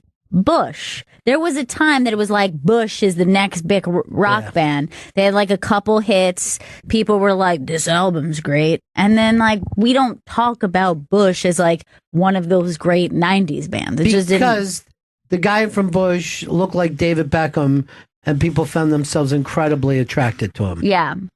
Gavin Rossdale. Yeah. Gavin Rossdale couldn't even keep a fucking ska wife. Ska wife. You had such a ska wife, then what happened to your ska life? He said, my ska wife turned into a pop wife, and I could not compete with that any longer. I think that was a problem for him. I think he was also one of those guys that fucked a nanny. Yeah, I think that he had something like that. And then remember, also, he had a love child, and that came out With during... the nanny, I think. But no, this was like before she knew him, and like he had a secret love child, and then the story came out, and then she was a teen, and then she did a sexy, she started modeling and it was just like this is remember she did that like one naked video where she's dancing in her underwear, and everyone's like, oh, Gavin Rossdale's love child. I'm like, I'm uncomfortable with everything about this. This story got by me. I mean, I'm very... Daisy Lowe, her name is. Daisy Lowe. And then just like Daisy Lowe dancing, because it was like a huge video. What year he were we wrote talking? Sexy This Dancing, I just fucking remember. This would be early aughts. Yeah. Okay. Esquire. She got an Esquire. Yeah. A woman we love. I Then forgot she was that just they like... used to do that.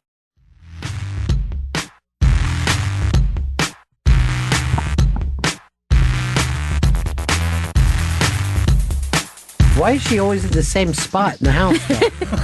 She like, I changed, but then I go back to my same spot. It's a time lapse.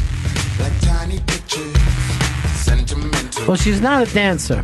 No. That's for sure, but she's an attractive young But lady, yeah. like the guys were very impressed, and they're like, "Who is she?" And it's like, Gavin Rossdale's love child. I'm like, this is weird. Why are we looking at this? This You seems know why? uncomfortable to me. Because then they get to do what they've always wanted to do: bang Gavin Rossdale. She's like a lady, Gavin Rossdale. When Elvis's daughter grew up, everyone was like, this is gonna seem weird, but I think Lisa Marie is hot. I'm like, yeah, because she looks like Elvis. Right. And now Elvis has a granddaughter. Right. Who's hot as fuck. But I also thought like Gavin Rossdale was like that leftover Michael Hutchinson look, where there's like we like it kind of was like Jim Morrison, Michael Hutchinson, Gavin Rossdale. It's like we just keep on reincarnating the same hot rock guy. And then Justin Bieber. I don't know who picked up the torch after that. John Popper? Love those Popper Oh, heads. it's Popper? I've been saying Papa. Like Tom Papa. Hey, Jim in Chicago. Yeah. Yeah, what's up? Gavin Rossdale also had a 5-year love affair with Marilyn Manson. Dish. Cheers. Oh, Dish. Dish. What's the sell-by date on this dish? Weren't they both? And if you look at the weren't they both stomping on baby chicks? And yeah, that might have went around. Yeah, Michael Jackson cut his dick off. that might have went was around in your there. junior high school, but I'm pretty sure it never happened. I don't think so. I don't think Marilyn Manson could stick with a 5-year fucking love affair with anyone. He also got that story from the same dude who told her about that girl who stuck a hot dog up her pussy and it got stuck. Why did everyone have that story? I'm starting to think nobody did this. No one did this. No one ever put a gerbil up their ass. That's fucking bona fide. And yet a lot of people had to deal with that story. Richard Gere, to this day, has a comment at once. Yeah, why would he? Exactly. Like, it's But crazy. you know how hard it is not to go, ladies and gentlemen, this is my proctologist. He has examined my asshole. There's no sharp claw marks inside or outside of the rectum area. The glass hole that I have is a perfect mirror. So clean. Look at Jen get so grossed out. Jen, I'm going to have to say this. I kind of feel like you're anti-gay.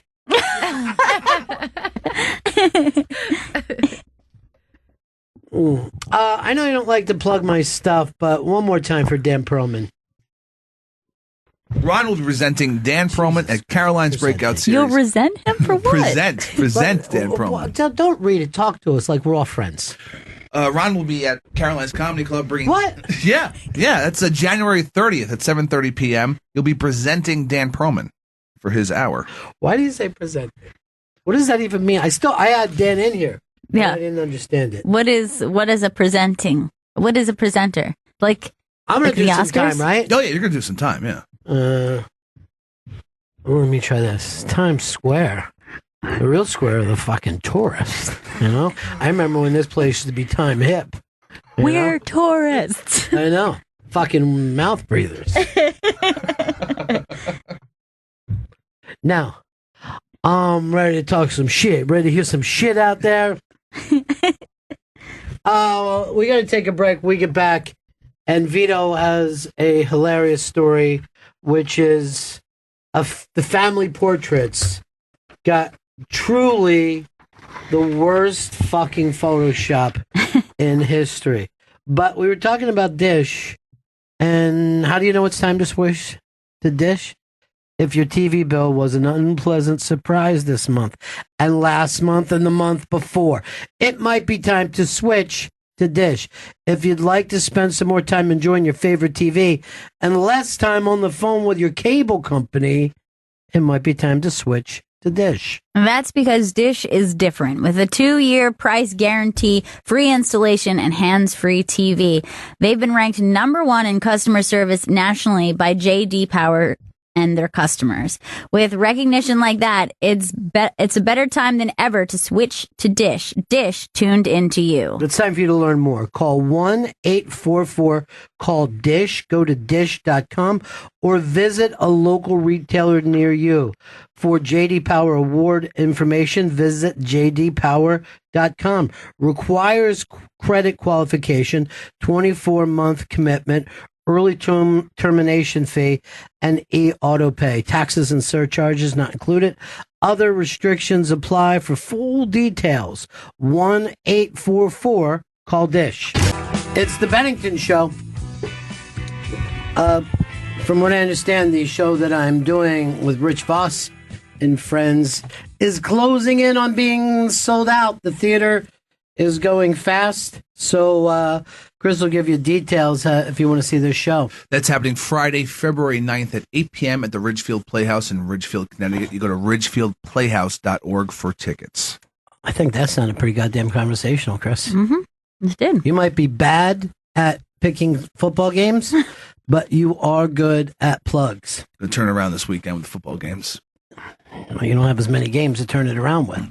You got to double down your bets, and then that becomes a problem. I would also worry that you'd go back to being bad at plugs then if you started winning Right, too much. that's true. If I had to pick what I wanted you to be good at, plugs. I got to balance this. Well, look at Vito. He's smiling and happy because he found something that we thought was funny. Vito, what's the name of this? It's up on the iBank. It's family paid for some terrible professional photos. So they paid $250 for this. Now I don't know if you've seen this yet, but I was expecting to see a bad family photo the way you do on Christmas portraits and all that, graduation pictures, and those things cracked me up endlessly. They put people in stupid outfits or awkward fucking poses, but. take a look at this Photoshop work that was done. What the fuck is that?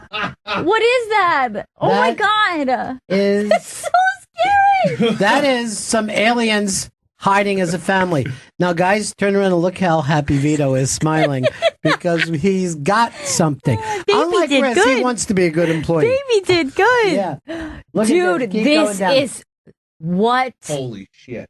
the hell is that? What is that? Why would they do that? Why would they I'm do sure something? it's some fucking kid, you know what I mean? Some idiot who doesn't have the skills. But why would he just like paint over and make a different face? Like, I understand like why people like we smooth out the skin so it looks like more professional, Right. or we do like brighten it so the lighting looks better. What he has done is terrifying. The photographer's reasons were that she was never taught how to retouch photos by her professor. For what? Don't do it. Why did you make this up? Like, why was this your first attempt? You look rotoscoped. So I mean, this is so scary.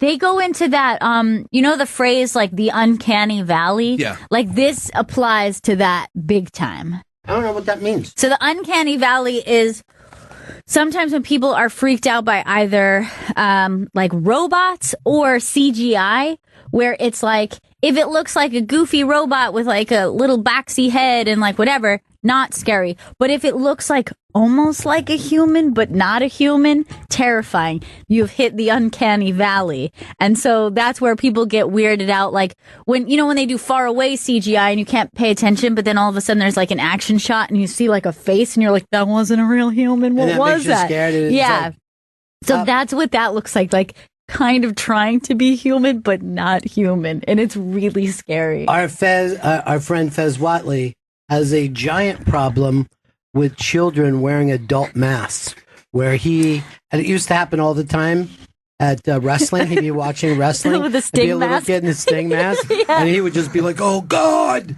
Like he looked like he was going to run out of the room. And I'm like, "Is this a little kid?" But he didn't mind like a little kid in like, I don't know, a Casper mask or Right. something. But it's like That was because fine. it's trying to look like an adult man face, but you could behind it you could see it's a little boy. Yeah, I guess. I mean, it just, I don't know why we get our fidgets when they come in. You know what I mean? It's like your kinks. You don't know where your kinks come from, and you don't know where your phobias come from. Yeah. It's like And probably Aziz is both. Aziz is both. somehow the claw is part of both of those. Oh my God! Well, is that the real human family? Yes, they're saying we don't need to be touched up. We're a normal-looking family. Yeah, I mean the mom's a looker. Yeah, the son's wearing some odd fucking sweatpants. Yeah, maybe we could just like Photoshop those out and give him something cool, like cool leather pants or something. These look like Trump voters. Nice, Yeah. Right. middle of the country, sweet, totally pleasant. Trump voters. But like the mom's face in particular, like that is so scary what they did to the teeth. Oh my God. This is the worst thing ever. It's up. What's the title of that too? It's a family paid for some terrible professional photos. There's some more bad photoshopping on the iBank today in Jeffrey Gurian's column. I don't know if you guys have seen this. I did see Jeffrey Gurian's column, and I did. What is the name of that new group that's out there too? They're like all-star black guys from the '90s. Mo Brown's Bodega. That's the show. No, that's like the show. They have a name for themselves. The Comedy Get Down crew, and it's all like great stars coming together. So yes, I did see this. The only thing I would say is the amount of time in Jeffrey's column that he brought up free food. It was almost every paragraph, and he'd be like this. We were on our way to Gotham's holiday party, because they always do it after Christmas when people, and he's like, we were a little concerned that the food would be gone, but they always come through at Gotham, and the food was great. And then somewhere else he went, free food, free food. So where are you saying there's a Photoshop? Well, if you scroll down to his picture of him hugging D.L. Hughley, Yeah. look at the back of Jeffrey's head, and that is some bad Photoshop. Because it's a picture, you can see D.L. Hughley's face, you see Jeffrey Gurian hugging him, and it seems like there's some work done on the hair area of Jeffrey Gurian. That's what I'm going to tell you right now. That's a bad Photoshop. I'm not saying it. If I see anything, it looks like a little fog. Yeah, look, everyone gets confused by Jeffrey's hair. You know, he's got unique hair. You're just probably not used to seeing it. No, I'm used to seeing Jeffrey Gurian's hair. I've seen him from every angle. That's not even Photoshop. It looks like Microsoft Paint, where he just. What are you talking about? Look at the middle of his head. It looks blurry. That's actually just Photoshop. The back of his head has always been smudgy. Uh-huh. No. Yeah, that's the product he uses. Gurian's covering something up in this D.L. Hughley picture. What is he covering up? I'm going to guess. You're saying blood? No. That hair of his, I'm going to guess, is getting a little thin. I don't know. Here's what I'm saying. It looks a little foggy. Now, I realize that all of you didn't grow up with a band called Foghat. Okay. But I can assure you Jeffrey Gurian did. And he's just rocking a little fog hat right now. No, this you is know what false. probably happened? Someone's probably vaping right next to him, and what you're seeing is like the vape No, just this like is floating through the room. This is the spray paint tool on Microsoft Paint. Set to gray. All right, let's check with Jeffrey and Jen.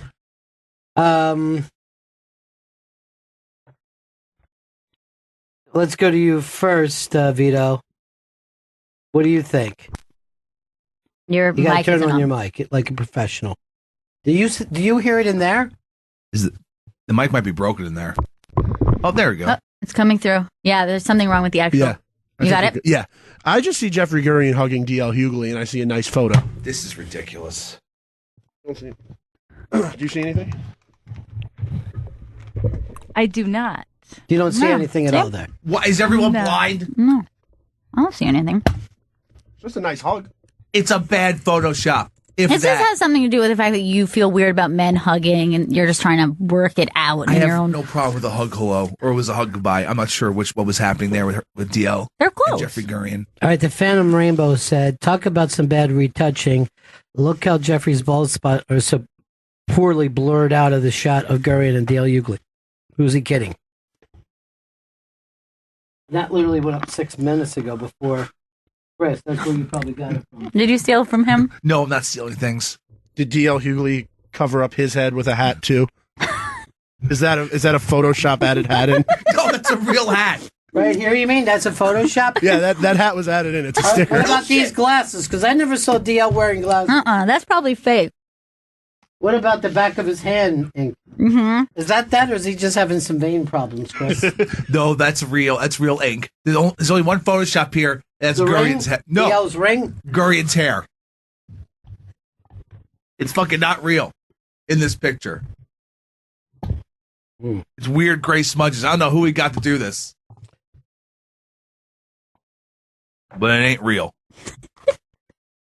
Why are you fucking holding on? Yeah, I mean, I think about it's it, fine. Because everyone else is not seeing it. I feel crazy. I'm not good at Photoshop. I don't even know how one does it. How do you do it? It's a program. It's a computer program. You put the picture in. I'm in one program just every day trying to save my own life. And why would you bring that up, Chris? One thing we don't do is mention who's in the program and who's not. So that's what you're trying to do. No. Name names. Yeah. You're a fucking name namer. The only name I'm naming is Jeffrey Gurian. It's a public picture. Luckily, there isn't a Jew in the attic. You'd be fucking yelling for the Nazis right now. Oh my God, Chris. No, I would never. Are you saying right there, that small cloud? Yes. I don't see it. But there's actually two small clouds, to be honest. Yes, Look, weather happens to come in that way. Like, and isn't this like a little bit played? Everyone's like, Jeffrey's hair is weird. I mean, everyone says We that, right? get it. Yeah, he has weird hair. But this is hardcore proof that there's photoshopping going on Who in cares pictures. who's photoshopping? The reason why they have photoshopping is to make things look more natural. But this doesn't look natural at all. If it was a good Photoshop job, it wouldn't mention it. You're anti-Semitic right now. No, I'm 20% so, too. Ashkenazi Jew. I spent a weekend filming for Jeffrey Gurian, and not once did he ask me to do any photoshopping. For That's him. good I will point. say this: he never asked to be shot from behind, though. It's always from the front and waist up, which I'm starting to agree with him on that. Yeah, I'd prefer it as I think well. the pictures are coming out better, Mm-hmm. and the pictures that we do, too much fucking dangling leg. Yeah, you don't need to see. Waist up, Yes. Gurian style. We're up here, guys. Let's not focus on our crotches. All right. You're a bunch of crotch peekers, is what you are. I want you to sit on my couch, not on my crotch. Mm-hmm. God, it looks like fucking DL just lost someone. Very emotional moment that was caught. They're really close. There's just shenanigans happening, and I want to point it out. That's who said it. So what's your point? You think that DL did this? No, DL didn't do this. Gurian did. You know nothing about who did what when. You better be very fucking careful, cat person. Mm-hmm. What are you laughing about? There's things people can say about you. Yeah. I know. There's a lot of people say a lot of things about me. Never. People love you. People adore you. They fat shame me, Ron. That's what happens. They fat shame me. You're comfortable with yourself. I am. And guess what? Jeffrey's not. You know what I mean? It takes him a little time to get out the door because of that. What if I start photoshopping myself skinnier? I think Do it. I don't think anybody will notice with your skills. Have Vito do it for you. He's a fucking winner. I'll Photoshop pictures of Chris Stanley to change his weight. Okay. I'd love That's to your see Instagram job.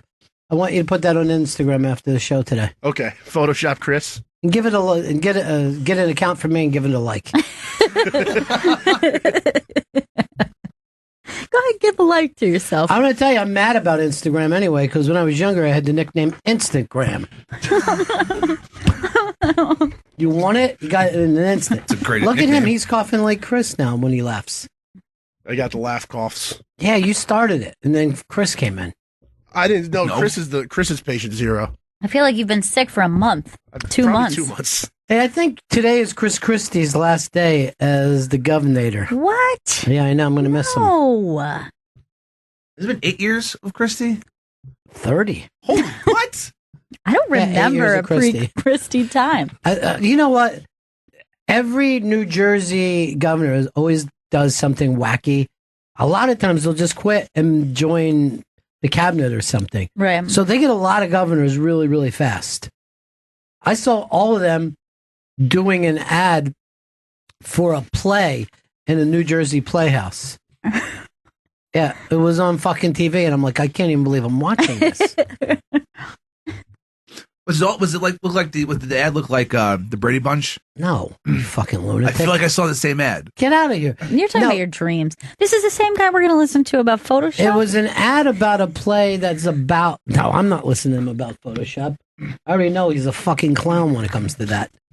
But it was an ad about a new play that's about a political guy. Okay. And they were all saying, like, who the hell is... And then the guy's name. And they went way back. They went way back in Jersey politics. I think they got them all. Every living fucking Jersey governor. It's at the big paper mill playhouse. Let me tell you something. If you're in Jersey, you're going to see a Broadway show or a pre-Broadway show at the paper mill playhouse. Yeah, you A definitely. lot of people run their pre-Broadway, and they get some money people to come in and look at them. Mm-hmm. So this could be fucking heading to the Great White Way. But I can't think of the name of it right now. You're going crazy, huh, Chris? The Outsider? Yeah, it's The Outsider, but it was the guy's name. Like, who the hell is whoever the fucking lead is from The Outsider? Give Looks me like- the Outsider commercial. Ned Newley? Maybe. Chris? God. Queen Elizabeth is pointing. Oh boy, and she wrote, I'm with you, Chris. If that gets to, you know who. Oh no. I'm not trying to hurt anyone's feelings. I'm just trying to point something out. Seems that I like you thought- were. No. Starting false accusations. Captain D said, Chris Stanley's wacky world of weirdo questions. Remember when you did that in front of Dante? He fucking called me about that. What? Yeah.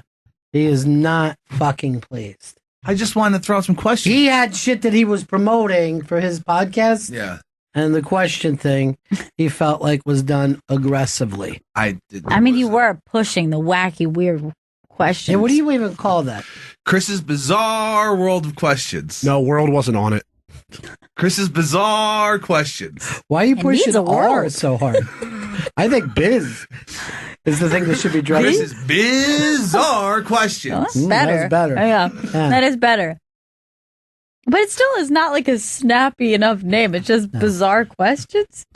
Hey, where's Jen? I'm going to tell her about this new show coming on. I saw an ad for it too. I want her to review the first show because I wish it was something South Asian, but we did that with Aziz. So there is a new show coming on BET that I saw the ad for. It looks great, and it's called Black Card Revoked. And if you're on this fucking show and you do something, I guess, that isn't black enough for you, you could get the black card revoked. I love the sound of this. No, Jen, those nightclubs, the upscale, that's your world, right? I love it. Does some of that behavior lead to getting the black card revoked, though? I guess. Let me say this. Would Tyler Perry get his black card revoked sometimes? Maybe. Would Oprah Winfrey get her black card revoked? Maybe not Oprah. Black people really like Oprah yeah, too? people love it. Yeah, all right. I thought sometimes when you cross over, like if like a comedian or an actor, they cross over, they get their black card revoked. Yeah. Right. And if you end up doing something a little too minstrel showy, I think you can get it. Huh. Oh, so you're just playing the I'm playing the black character, the over the top black character for the entertainment of the white audience. Well, this show is going to be on BET, and it looks really funny to me, and I can't wait to watch it. I think it's January 19th it starts. I'd hate to tell them how to do their show, but it'd be great if someone gets their black card revoked, then that card gets to be given to a white person, who then gets the black card. I like your idea, but I would go like this. If you get your black card revoked, they just spray your face with white paint. You're forced to walk off the set. And they put like a fucking stupid wig on you. And you have to walk off the set with that. Now, Jen, is there anyone that you would expect to get their black card revoked? I think like the Omarosa. Oh, that's a good one. For being on Trump's team. Yep. Okay. I don't think she could come back from that. Ooh, okay. Yeah, I wonder, like, if you have right-leaning politics, like, what about the former candidate, the good doctor? Would he get his black card revoked? I don't even know if he ever had a black card. I'm be totally honest. He's less black than me. So I think over this weekend, I had 3 black comics in a row. I know I can't think of who, but it was 3 guys. No, it was 2 guys and a girl, and they dropped the M-bomb constantly, right? Mm-hmm. Just everything. Like Sam J is as funny as you can get, but everything ends with M-bomb. Mm-hmm. Derek Gaines, M-bomb, M-bomb, M-bomb. I can't think of who the other one was. Oh, I know. It's the guy who hosts Comedy Knockout. Oh, no. It wasn't. It was Sherrod. It was Sherrod. Damien Lemon wasn't here this weekend, but he also M-bomb. Yeah. But Sherrod. So 3 people in a row. And I go back up on stage and I go, wouldn't it be weird if I just started dropping the N-bomb like those last 3? And I go, but I can't. And then the audience was, nope, you can't. Like they literally said to me. And then I just go like this, but I want to. But I want to. But I really want to. I don't like being told what I can't say. And then I go, well, we have some words that only white people can use. Mm-hmm. Escrow. Here she come down now, here she come. I'm surprised that went in for full 10. I know. I was surprised. I thought well, she's a Stranger Things fan. I'm a fan of him too. But I thought you just liked the hippity hop, hip hop, hippity doo, rip rap, rippity rap, rip rap, rippity doo. I think I was going for the overall presence. You know, he's a cute guy. He was a confident kid too, man. To bring that out there, yeah. And those little girls loved him. Yeah. Like, all right, Brooklyn. Brooklyn, I want you to dance, and they fucking did. Yeah, they were hitting it. I want to see the rest of the songs. I want to see what Pixie songs he does. I would love to see. What were you even talking about before Blackguard? Blackguard revoked. Something about. Oh, have you guys seen this other new game show, Child Support? I haven't. No. So Wonder, what was it? Wonder Years hosts it, right? Mm-hmm. So he comes out and he'll Kevin Arnold from Wonder Years. Yeah, Kevin Arnold. It's not going to be his older brother. So Kevin Wonder Years Arnold, he comes out. So he's asking people questions, much like HQ, like we do with the HQties. By the way, today, 3:00, $20,000, motherfuckers. Little twin. If I win that money, I'm gonna be fucking spending that, making it rain. So he comes out and he says it.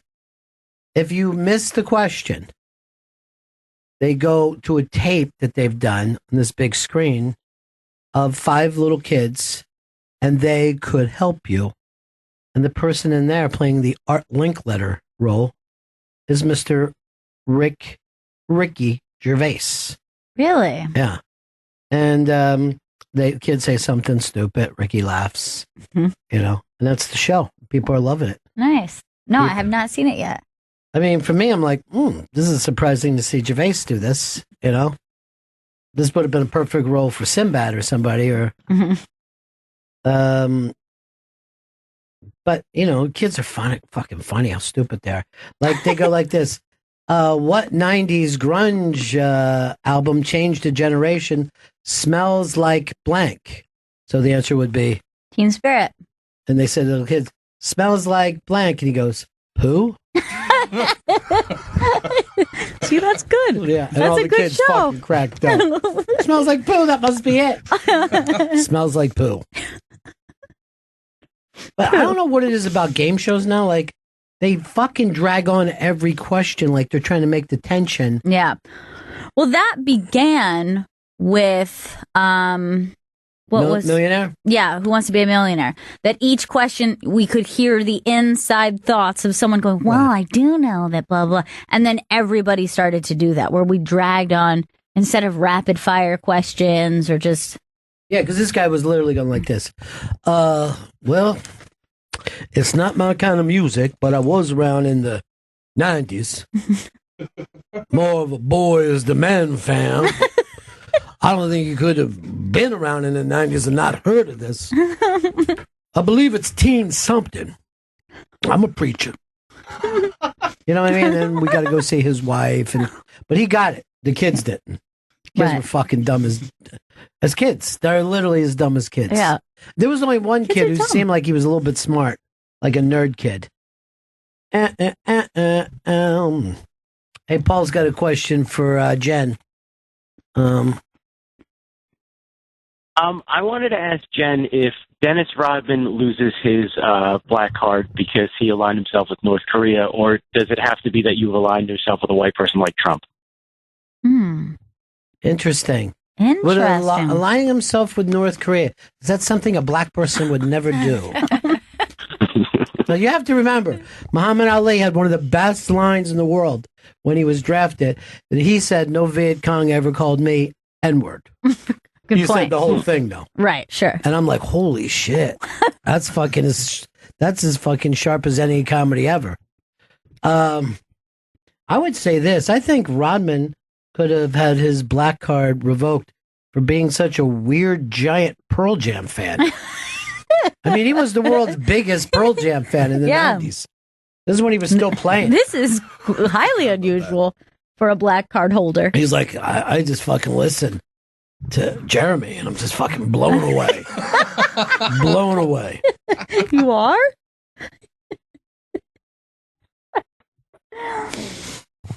Here she comes now. I mean, I feel like, I could be wrong, but I feel like the black community in general just kind of treating him like an outcast weirdo for a long time. But so's the white community. I mean, let's be honest. Yeah. Asians, like, I don't know about that guy. Spent a lot of time in North Korea. Would you ever revoke a white card? That seems racist because, like, because revoking your white card sounds like you're a race traitor. Like, it doesn't seem like... I think dating Asian girls, you should get your white card revoked. It seems rough when you say it that way. Yeah. Okay, so I see what you're saying. You're a race traitor. That's not my heritage. You're trading on your own race right now. There was this fucking town in Arkansas. I think it's up on the iBang. I don't know what all went out this weekend, though. I'm fucking confused. But they were making monkey noises at a basketball game. Oh, yeah. Yes. I You're saw just this like, article what on the iBang. fucking century is it? Yeah. Who else is playing basketball, dude? I believe it was like a community college game. I think. Community college. Yeah. You become a doctor there. It's in northern Arkansas. You know something that we didn't even bring up was the crazy Hawaiian story over the weekend. Now, Gail and I have relatives there. Gail's cousins there, my brother's kids, and it sounded like it was fucking tense as could be. Yeah, it sounded like a total nightmare. There was 38 minutes in between the moment of getting a tweet, getting a text that said missiles launched to Hawaii. towards. This is not a drill. Yeah, and 38 specifically. minutes later. But they got the alarms. Their neighbors came over and were banging on the window, and the kids were going crazy and all. And your cousin's kid, was a little kid, yelled out, "I don't want to die." Yeah. This is what this fuck up did. And, the men were like putting water in coolers. I don't know what they were hoping to do and trying to put towels in the windows, but it's a nuclear bomb. Right. I don't know what fucking good that is. I guess just stay busy. Yeah, I guess anything you can do to be like, I think this stops nukes. Towels. I have a feeling that if I would have saw it, I said, this isn't true. Really? Yeah. It doesn't make any sense to shoot that bomb. Yeah, but even with just like the climate and all the button talk and North Korea, nothing would make you go, this is possible in this world that we're living in right now? I just don't think I would have believed it. You would have thought like it was either a fake or... I would have thought it was a mistake. Yeah. I would have thought they made a fucking mistake. Because, I mean, you're starting... I mean, this possibility of World War III has been around my entire lifetime. Right, of course.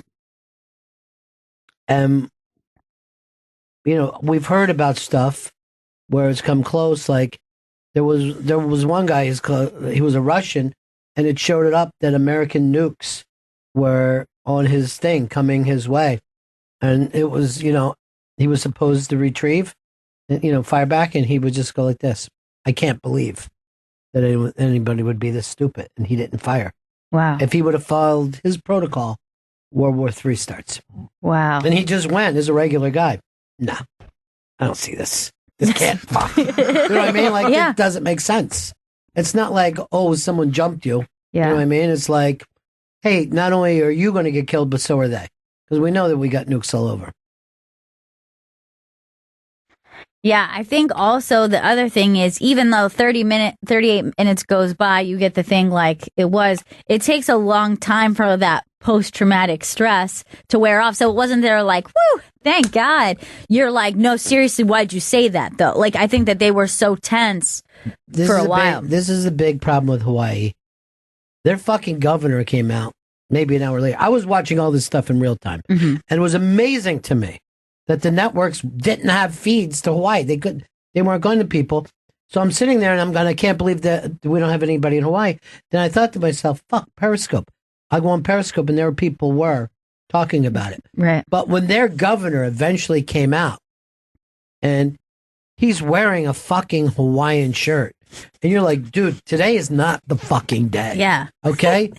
Stop fucking chilling. Today's the day you put on a white shirt and a tie and you go out there and say, we got this shit. Right. Fucking why? You can't go up to Mahalo, everybody. I want to see, if not a suit, then I want to see you like in a bomber jacket. Yeah, boots. something. Like you're fucking ready to go. But you just look like, oh man, I was as scared as you guys. You know? What? I'm high as fuck right now, dudes. He looked like Dono. He had a big fucking mustache on his hair.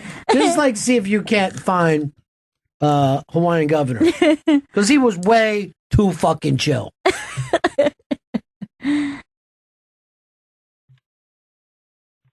And it looked like he's just always walking around in a Hawaiian fucking shirt. He's just chilling. Yeah. I mean, Look at him. Come on. He looks like he's on vacation. No. Obama is from there, and he knows not to fucking dress like that all the time. I'm lucky he didn't have a lay on. By the way, that's a different Hawaiian shirt than the one I saw him in. What? He changed into that fucking shirt from when they first caught him on the street. He had a light green one on when I saw him. And it looks like he just went and changed into his more fucking blue shirt. Should I go with my formal Hawaiian shirt? That shit's got to fucking stop over there. You got to fucking just say, look, it's time. So, that's the fucking weirdness, right? Yeah. Now, did you see people were upset because then a couple hours later during the Eagles game, I think it was like the first commercial break, there was a car commercial that the point of the commercial was like, there's an asteroid heading to Earth, and everyone's like packing up and screaming and freaking out. So this was only like a couple hours after Hawaii, and everyone's like, oh, that is unfortunate. You might want to pull that shit today. Well, unfortunately for me, I don't hear commercials because I'm down with volume. And Alexa, play Steely Dan. Katie lied.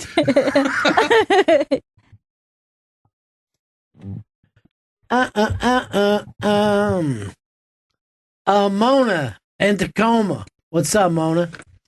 How is everybody? Hey, babe. If I would have gotten that, it's like if you tell you your plane's going down, I'm reaching for the nearest cigarette, the nearest drug. I am taking everything and I'm going out in style, or not. So you don't. I mean, you don't party every day, but the second you hear the apocalypse, you're going to. Oh yeah, no, you're right. I don't, and that would have been it. I would have been like, just stick it in my arm and let me just go down, going and fall asleep or whatever it is. You know, these nice people do. You know, the drugs. Let me tell you about. This is Gail's other cousin that lives there, male cousin, my brother's oldest son. He grabbed the board, had it right for the surf. Mm-hmm. Yeah. See? Yeah, he's one more he lives wave on the beach. He goes, if I'm going out fucking surfing. Exactly. If you were there, Ron, really, and if they told you that the bombs were coming, you would be like, okay, this is my time. I don't have to worry about being sober tomorrow. You can just go out. I feel like I want to fucking end the race the way I started it. You know what I mean? Like, there's not a... I just don't want to feel like, oh, I'm not doing drugs because I can't. Yeah. I'm doing them because I don't want to. I think if I really felt like, okay, this is it, whatever this thing is coming, we have X amount of minutes. I think the first thing is like, I would want to be outside, and I don't really know why, but I think that would be the first thing is like, I wouldn't want to be inside or by a TV. I want to just be like outside. I'm kind of feeling like I'd want to go out watching the Flintstones.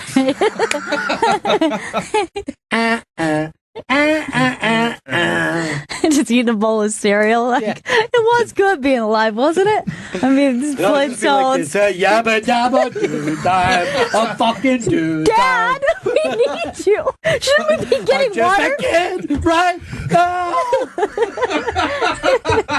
Dad, shouldn't we be boarding up the windows? I'm a happy child, and I'm eating up some honeycomb. I mean, it's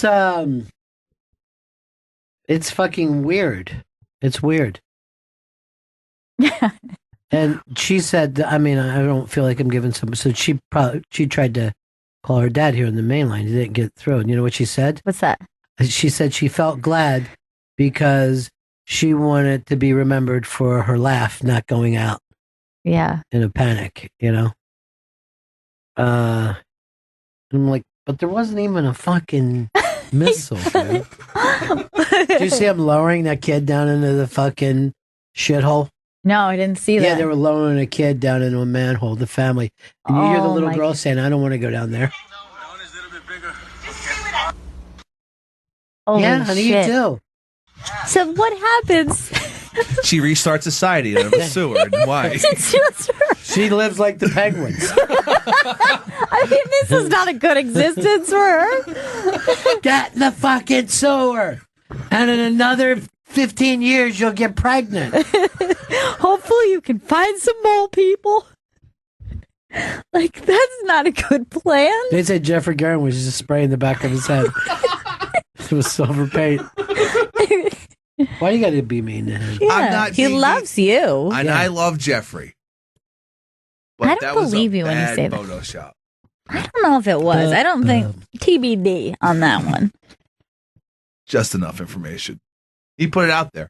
I can't get over lowering this kid into the sewer. Wait, I like this. All right, so this person's Snapchatting it, right? Yeah. And they say, and they're saying just what the fuck. This is their last fucking message to society.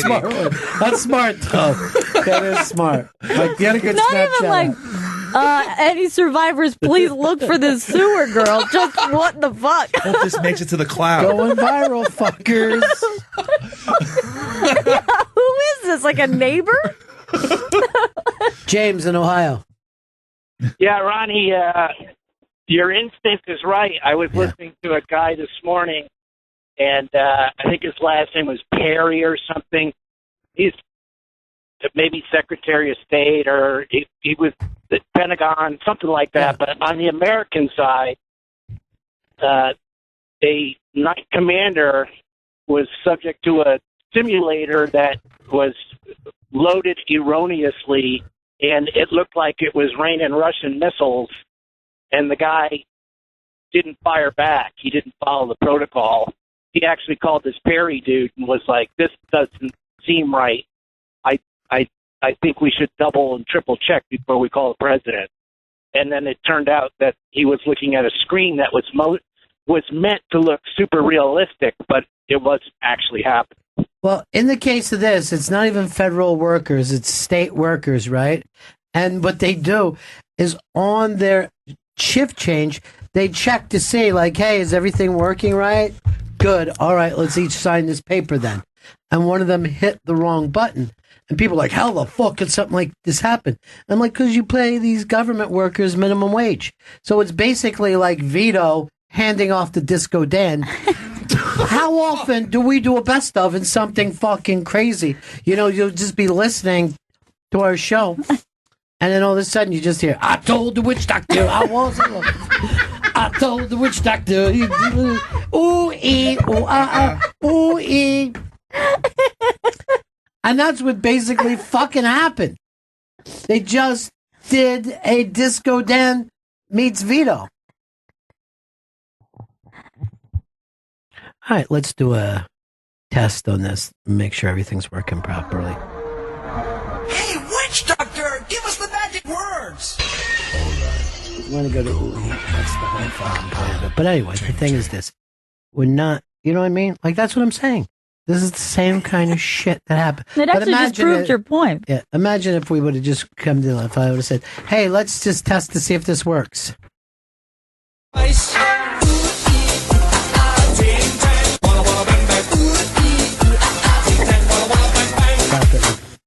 So what I'm saying is comedy? These fuckers are crazy. There's what is her name? Essie Cups? Is that it? Essie Cup. Yeah, we had her on our show years ago. I like her a lot. She was a little tighter in here than I wanted her to be. I didn't feel like she got all the way out there. But oh, that's her in the middle? Yeah. I didn't recognize her. Yeah. Oh, yeah, she looks great. I hadn't seen Ashley Banford. Remember her from like the 2000s? She was like the hot It news girl. Was she the Asian girl? No, stop being racist. But is a she thing was that people one of the could one be. that came out pro Aziz. She was like, if this young lady doesn't want dick in the mouth, then don't fucking lean over and open up your goddamn cock hole. Jeez. Yeah. Hot take. Yeah. She actually went like this. If you go home with an Indian or Pakistani, what do you, and I'm like, what the fuck is going on here? I think Aziz just had his South Asian card revoked. Jen, you imagine the way his fucking parents are fucking yelling at him right there? Yeah, I can't even. We did not raise you this way, Aziz. Yeah. He needs to say, Aziz, I'm sorry. That's good. I like that a lot. He basically said that. He's basically did apologize. But I'm going to make the case for you two ladies here. Mm-hmm.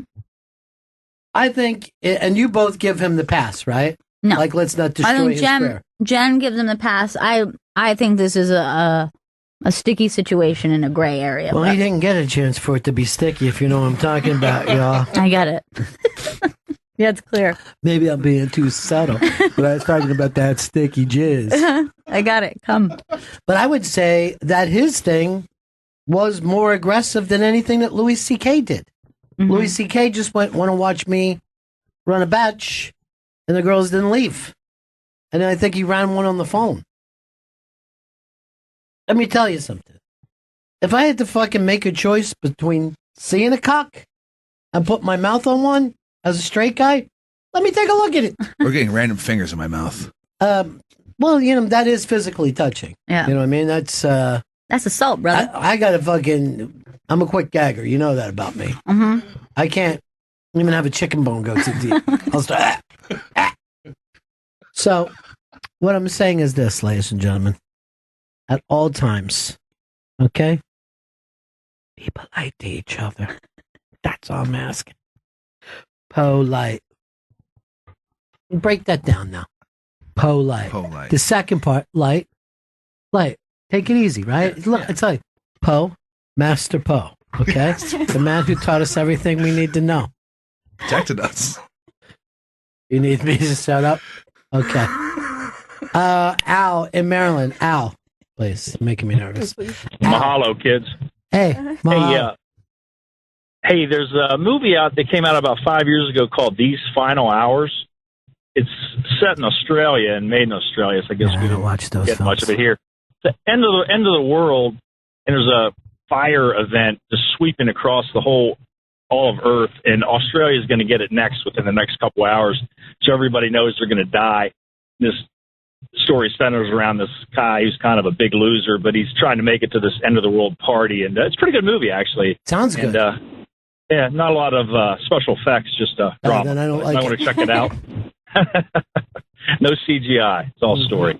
I need the All right. Uncanny Valley. Taylor in Maryland. Hey, Ron, did I imagine it, or did you say they were lowering that girl into a shithole? Yeah, You that's what they were doing. SOB. Yeah. I was pulling everything You together. and Trump, you make me sick, all right?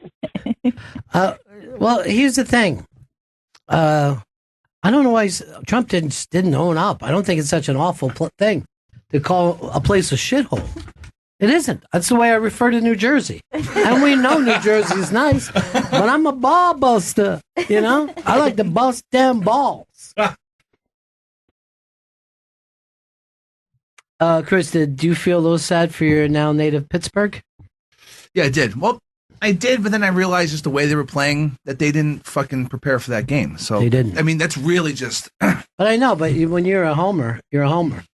Like, look, I don't think my team has a chance and fuck. But guess what? I'll be cheering. I'll be fly, Eagles, fly. There's a difference between Mr. Logical and Mr. Hopeful. Yeah. Right? Okay. Mr. Logical's taking a fucking nap.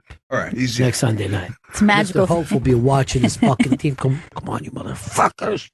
Stop fucking us over. How fucking hard is it to catch a ball?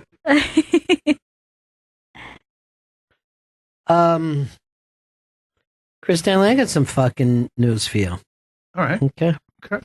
I want you to sit back and think about your future with your fiance right now. All right. Because it's time you start thinking like a couple. Now, the next time you go to the grocery store, pay attention to how long it takes. Actually, don't even waste your time. I'll tell you. Too long. It's 2018. The days of going to the grocery store, battling for a parking space, and searching high and low for some obscure ingredient are over. Chris, it's time to say hello to HelloFresh, the meal kit delivery service that makes cooking healthy, delicious meals fun, easy, and convenient. Just go to HelloFresh.com, pick out the recipes you want. They're delivered directly to your doorstep. They come every week in a special insulated box, along with easy to follow step-by-step instructions and full color pictures. Each HelloFresh box includes the fresh seasonal ingredients that are perfectly proportioned. No wonder if you have the right amount and no taste. Just delicious meals that you can make in 30 minutes or less. And for a limited time, you can get $30 off your first box when you go to HelloFresh.com/raw. Plus free shipping. That's HelloFresh.com/raw for $30 off. HelloFresh.com/raw. HelloFresh.com/raw. It's a Bennington Show. Gail Meets Girls on demand now, right? Yes, it is up on demand. Sydney Washington and Marie Faustin on Gail Meets Girls. Gail Meets Girls, or GMG, as it's sometimes known. Yeah, I'm fine with that. I'm comfortable with that if you guys want to call it GMG. Hey, that other GMG possible booking that came up, S-Gen, who's behind that? Roland. Rolling. Maybe come a rolling. I'm looking at his colon right now. Flintstones. we were just in the lobby, and there's some kind of Kids Incorporated special kids show, and they're all like so happy, and all their parents were watching them and taking like little videos, and they were like looking at the parents like, "Ooh!" And Gail actually got choked up. I was literally crying at watching stage moms and dads be proud of their kids. They really love those kids. They love their talented kids. See, Ma, get up front. You're the most talented. Let him solo. I listened to the song. It sounded like dog shit. But if my son sang, I'm sure it'd be great. Both Vito and Chris Stanley were on a show called Diabetes Kids. It was just kids. Did everything turn out okay? Mm-hmm. Everything was great. Well, who's the Megan? What's her name? Kelly. Yeah, Megan Kelly. She took a lot of grief last week when she said, I used to ask my stepfather to fat shame me. I said, if you see me putting on weight, call me fat ass. And you just hear this slight break out because people know where the line is these days, and nobody's fat. And she came back later and had to come up with some kind of, JK. She was like, look, I was weighing 107 pounds. I was like a fucking fat beast. I was halfway to being you people.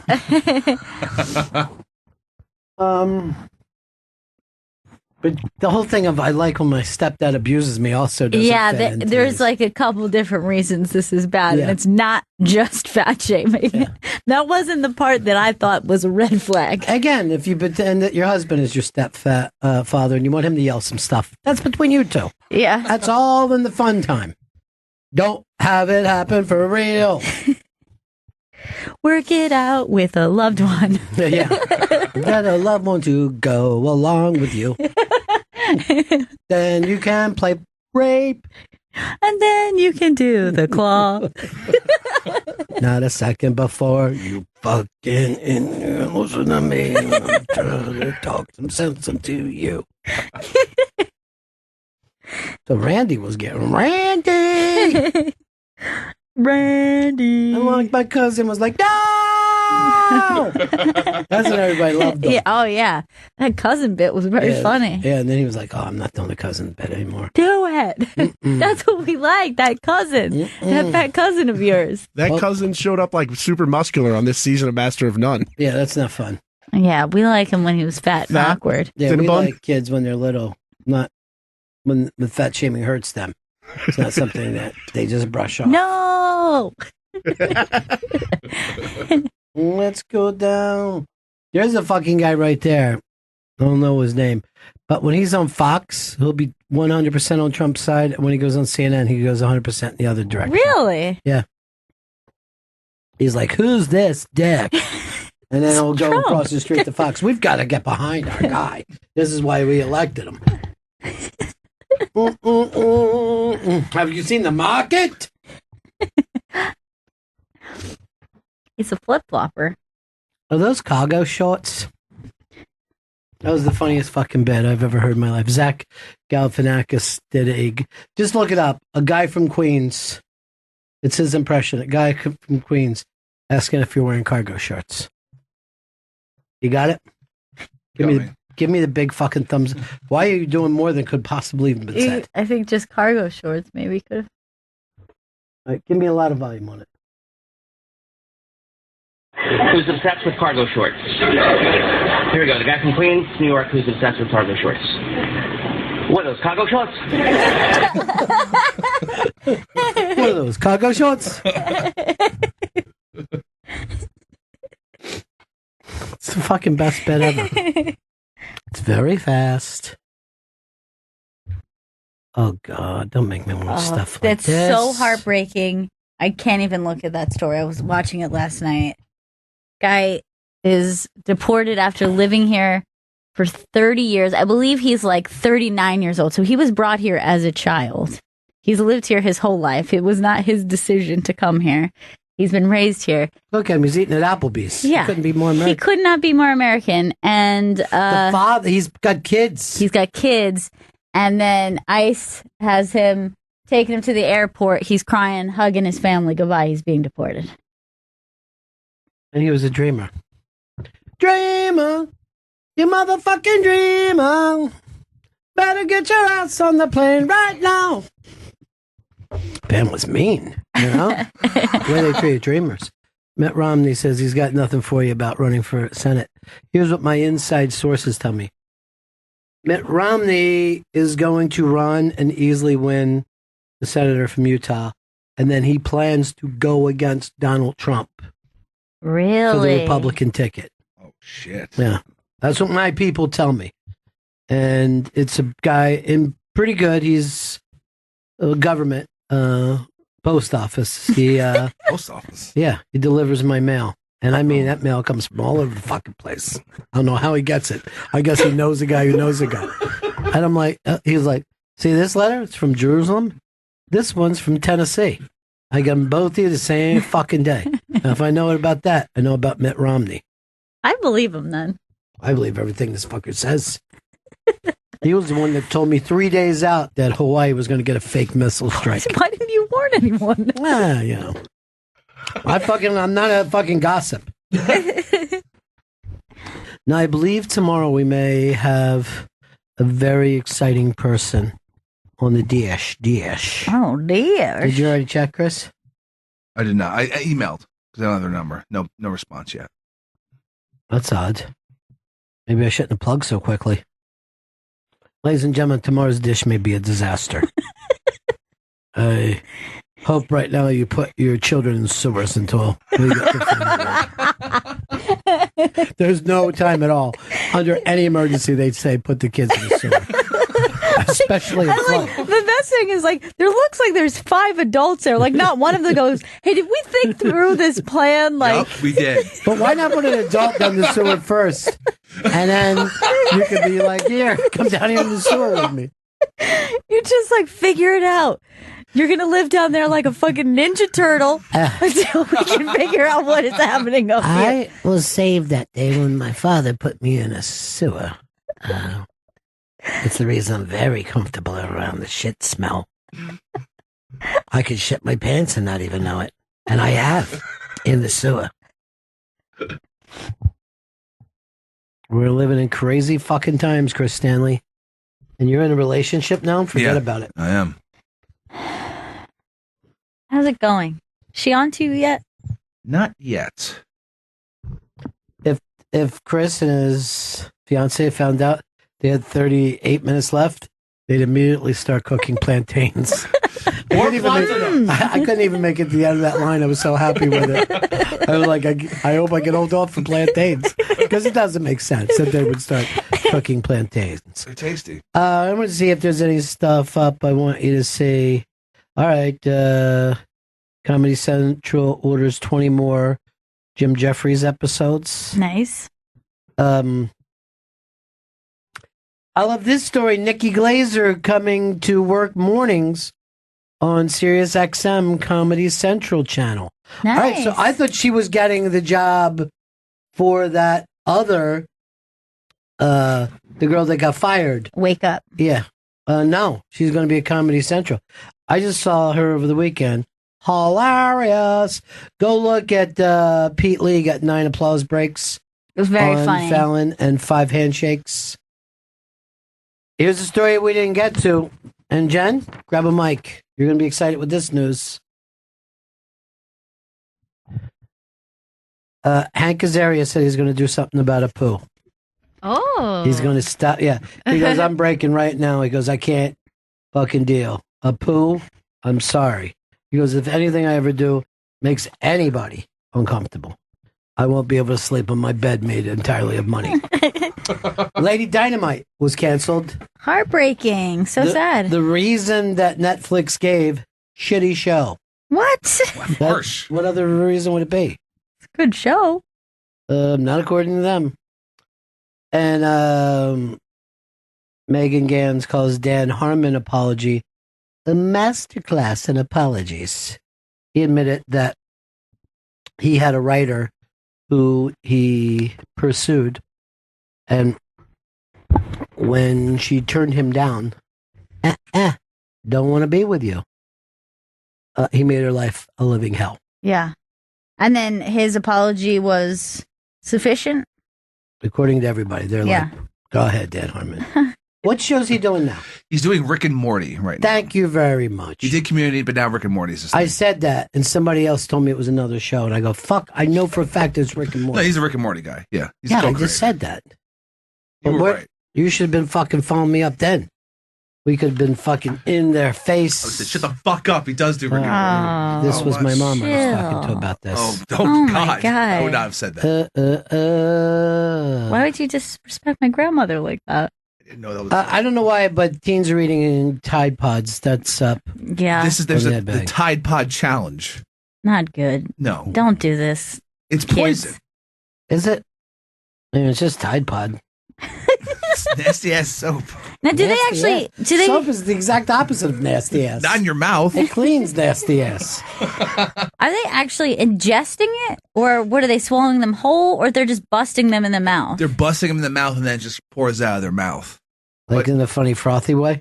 Doesn't seem like it could be that dangerous. It's not even that frothy. It's some of it's just like Tide pouring out of your mouth. Let me see the picture real quick. I know you Just gotta go. quick Tide Vito, you seems like this is your story, and he's stepping on it and fucking it Yeah, up. so like the Tide Pod thing, it all started as just a stupid meme, just talking about how Tide Pods look like tasty candy, and then teens started to eat them. I saw this candy maker who made Tide Pod fucking candy. It does look delicious. Let me say it. What does a Tide Pod look like? It was that in the background of the video Chris just showed. Here, this is a Tide Pod. It's in his hand. He's not a teen. I mean, this guy should know better. He's way too old for the Tide Pod challenge. I think he just looks old. I think he's one of those kids that has that fucking Oh, like disease. Jack disease. Yeah. Doesn't it look like he had no problem with He it? fucking pussed out. He pushed out. Oh. Come on, show me a I real thought he kid. Show me swallowed this it. kid with the glasses. I've seen a still of her. What is going on here? There That she kid? is. She's giving it like a. Oh, there it goes. She's a real nerd, that one. Real L7. It's time for her to get a little nerd shaming. Seems like it's fine. I saw this candy maker who made Tide Pod candy. It looked fucking delicious.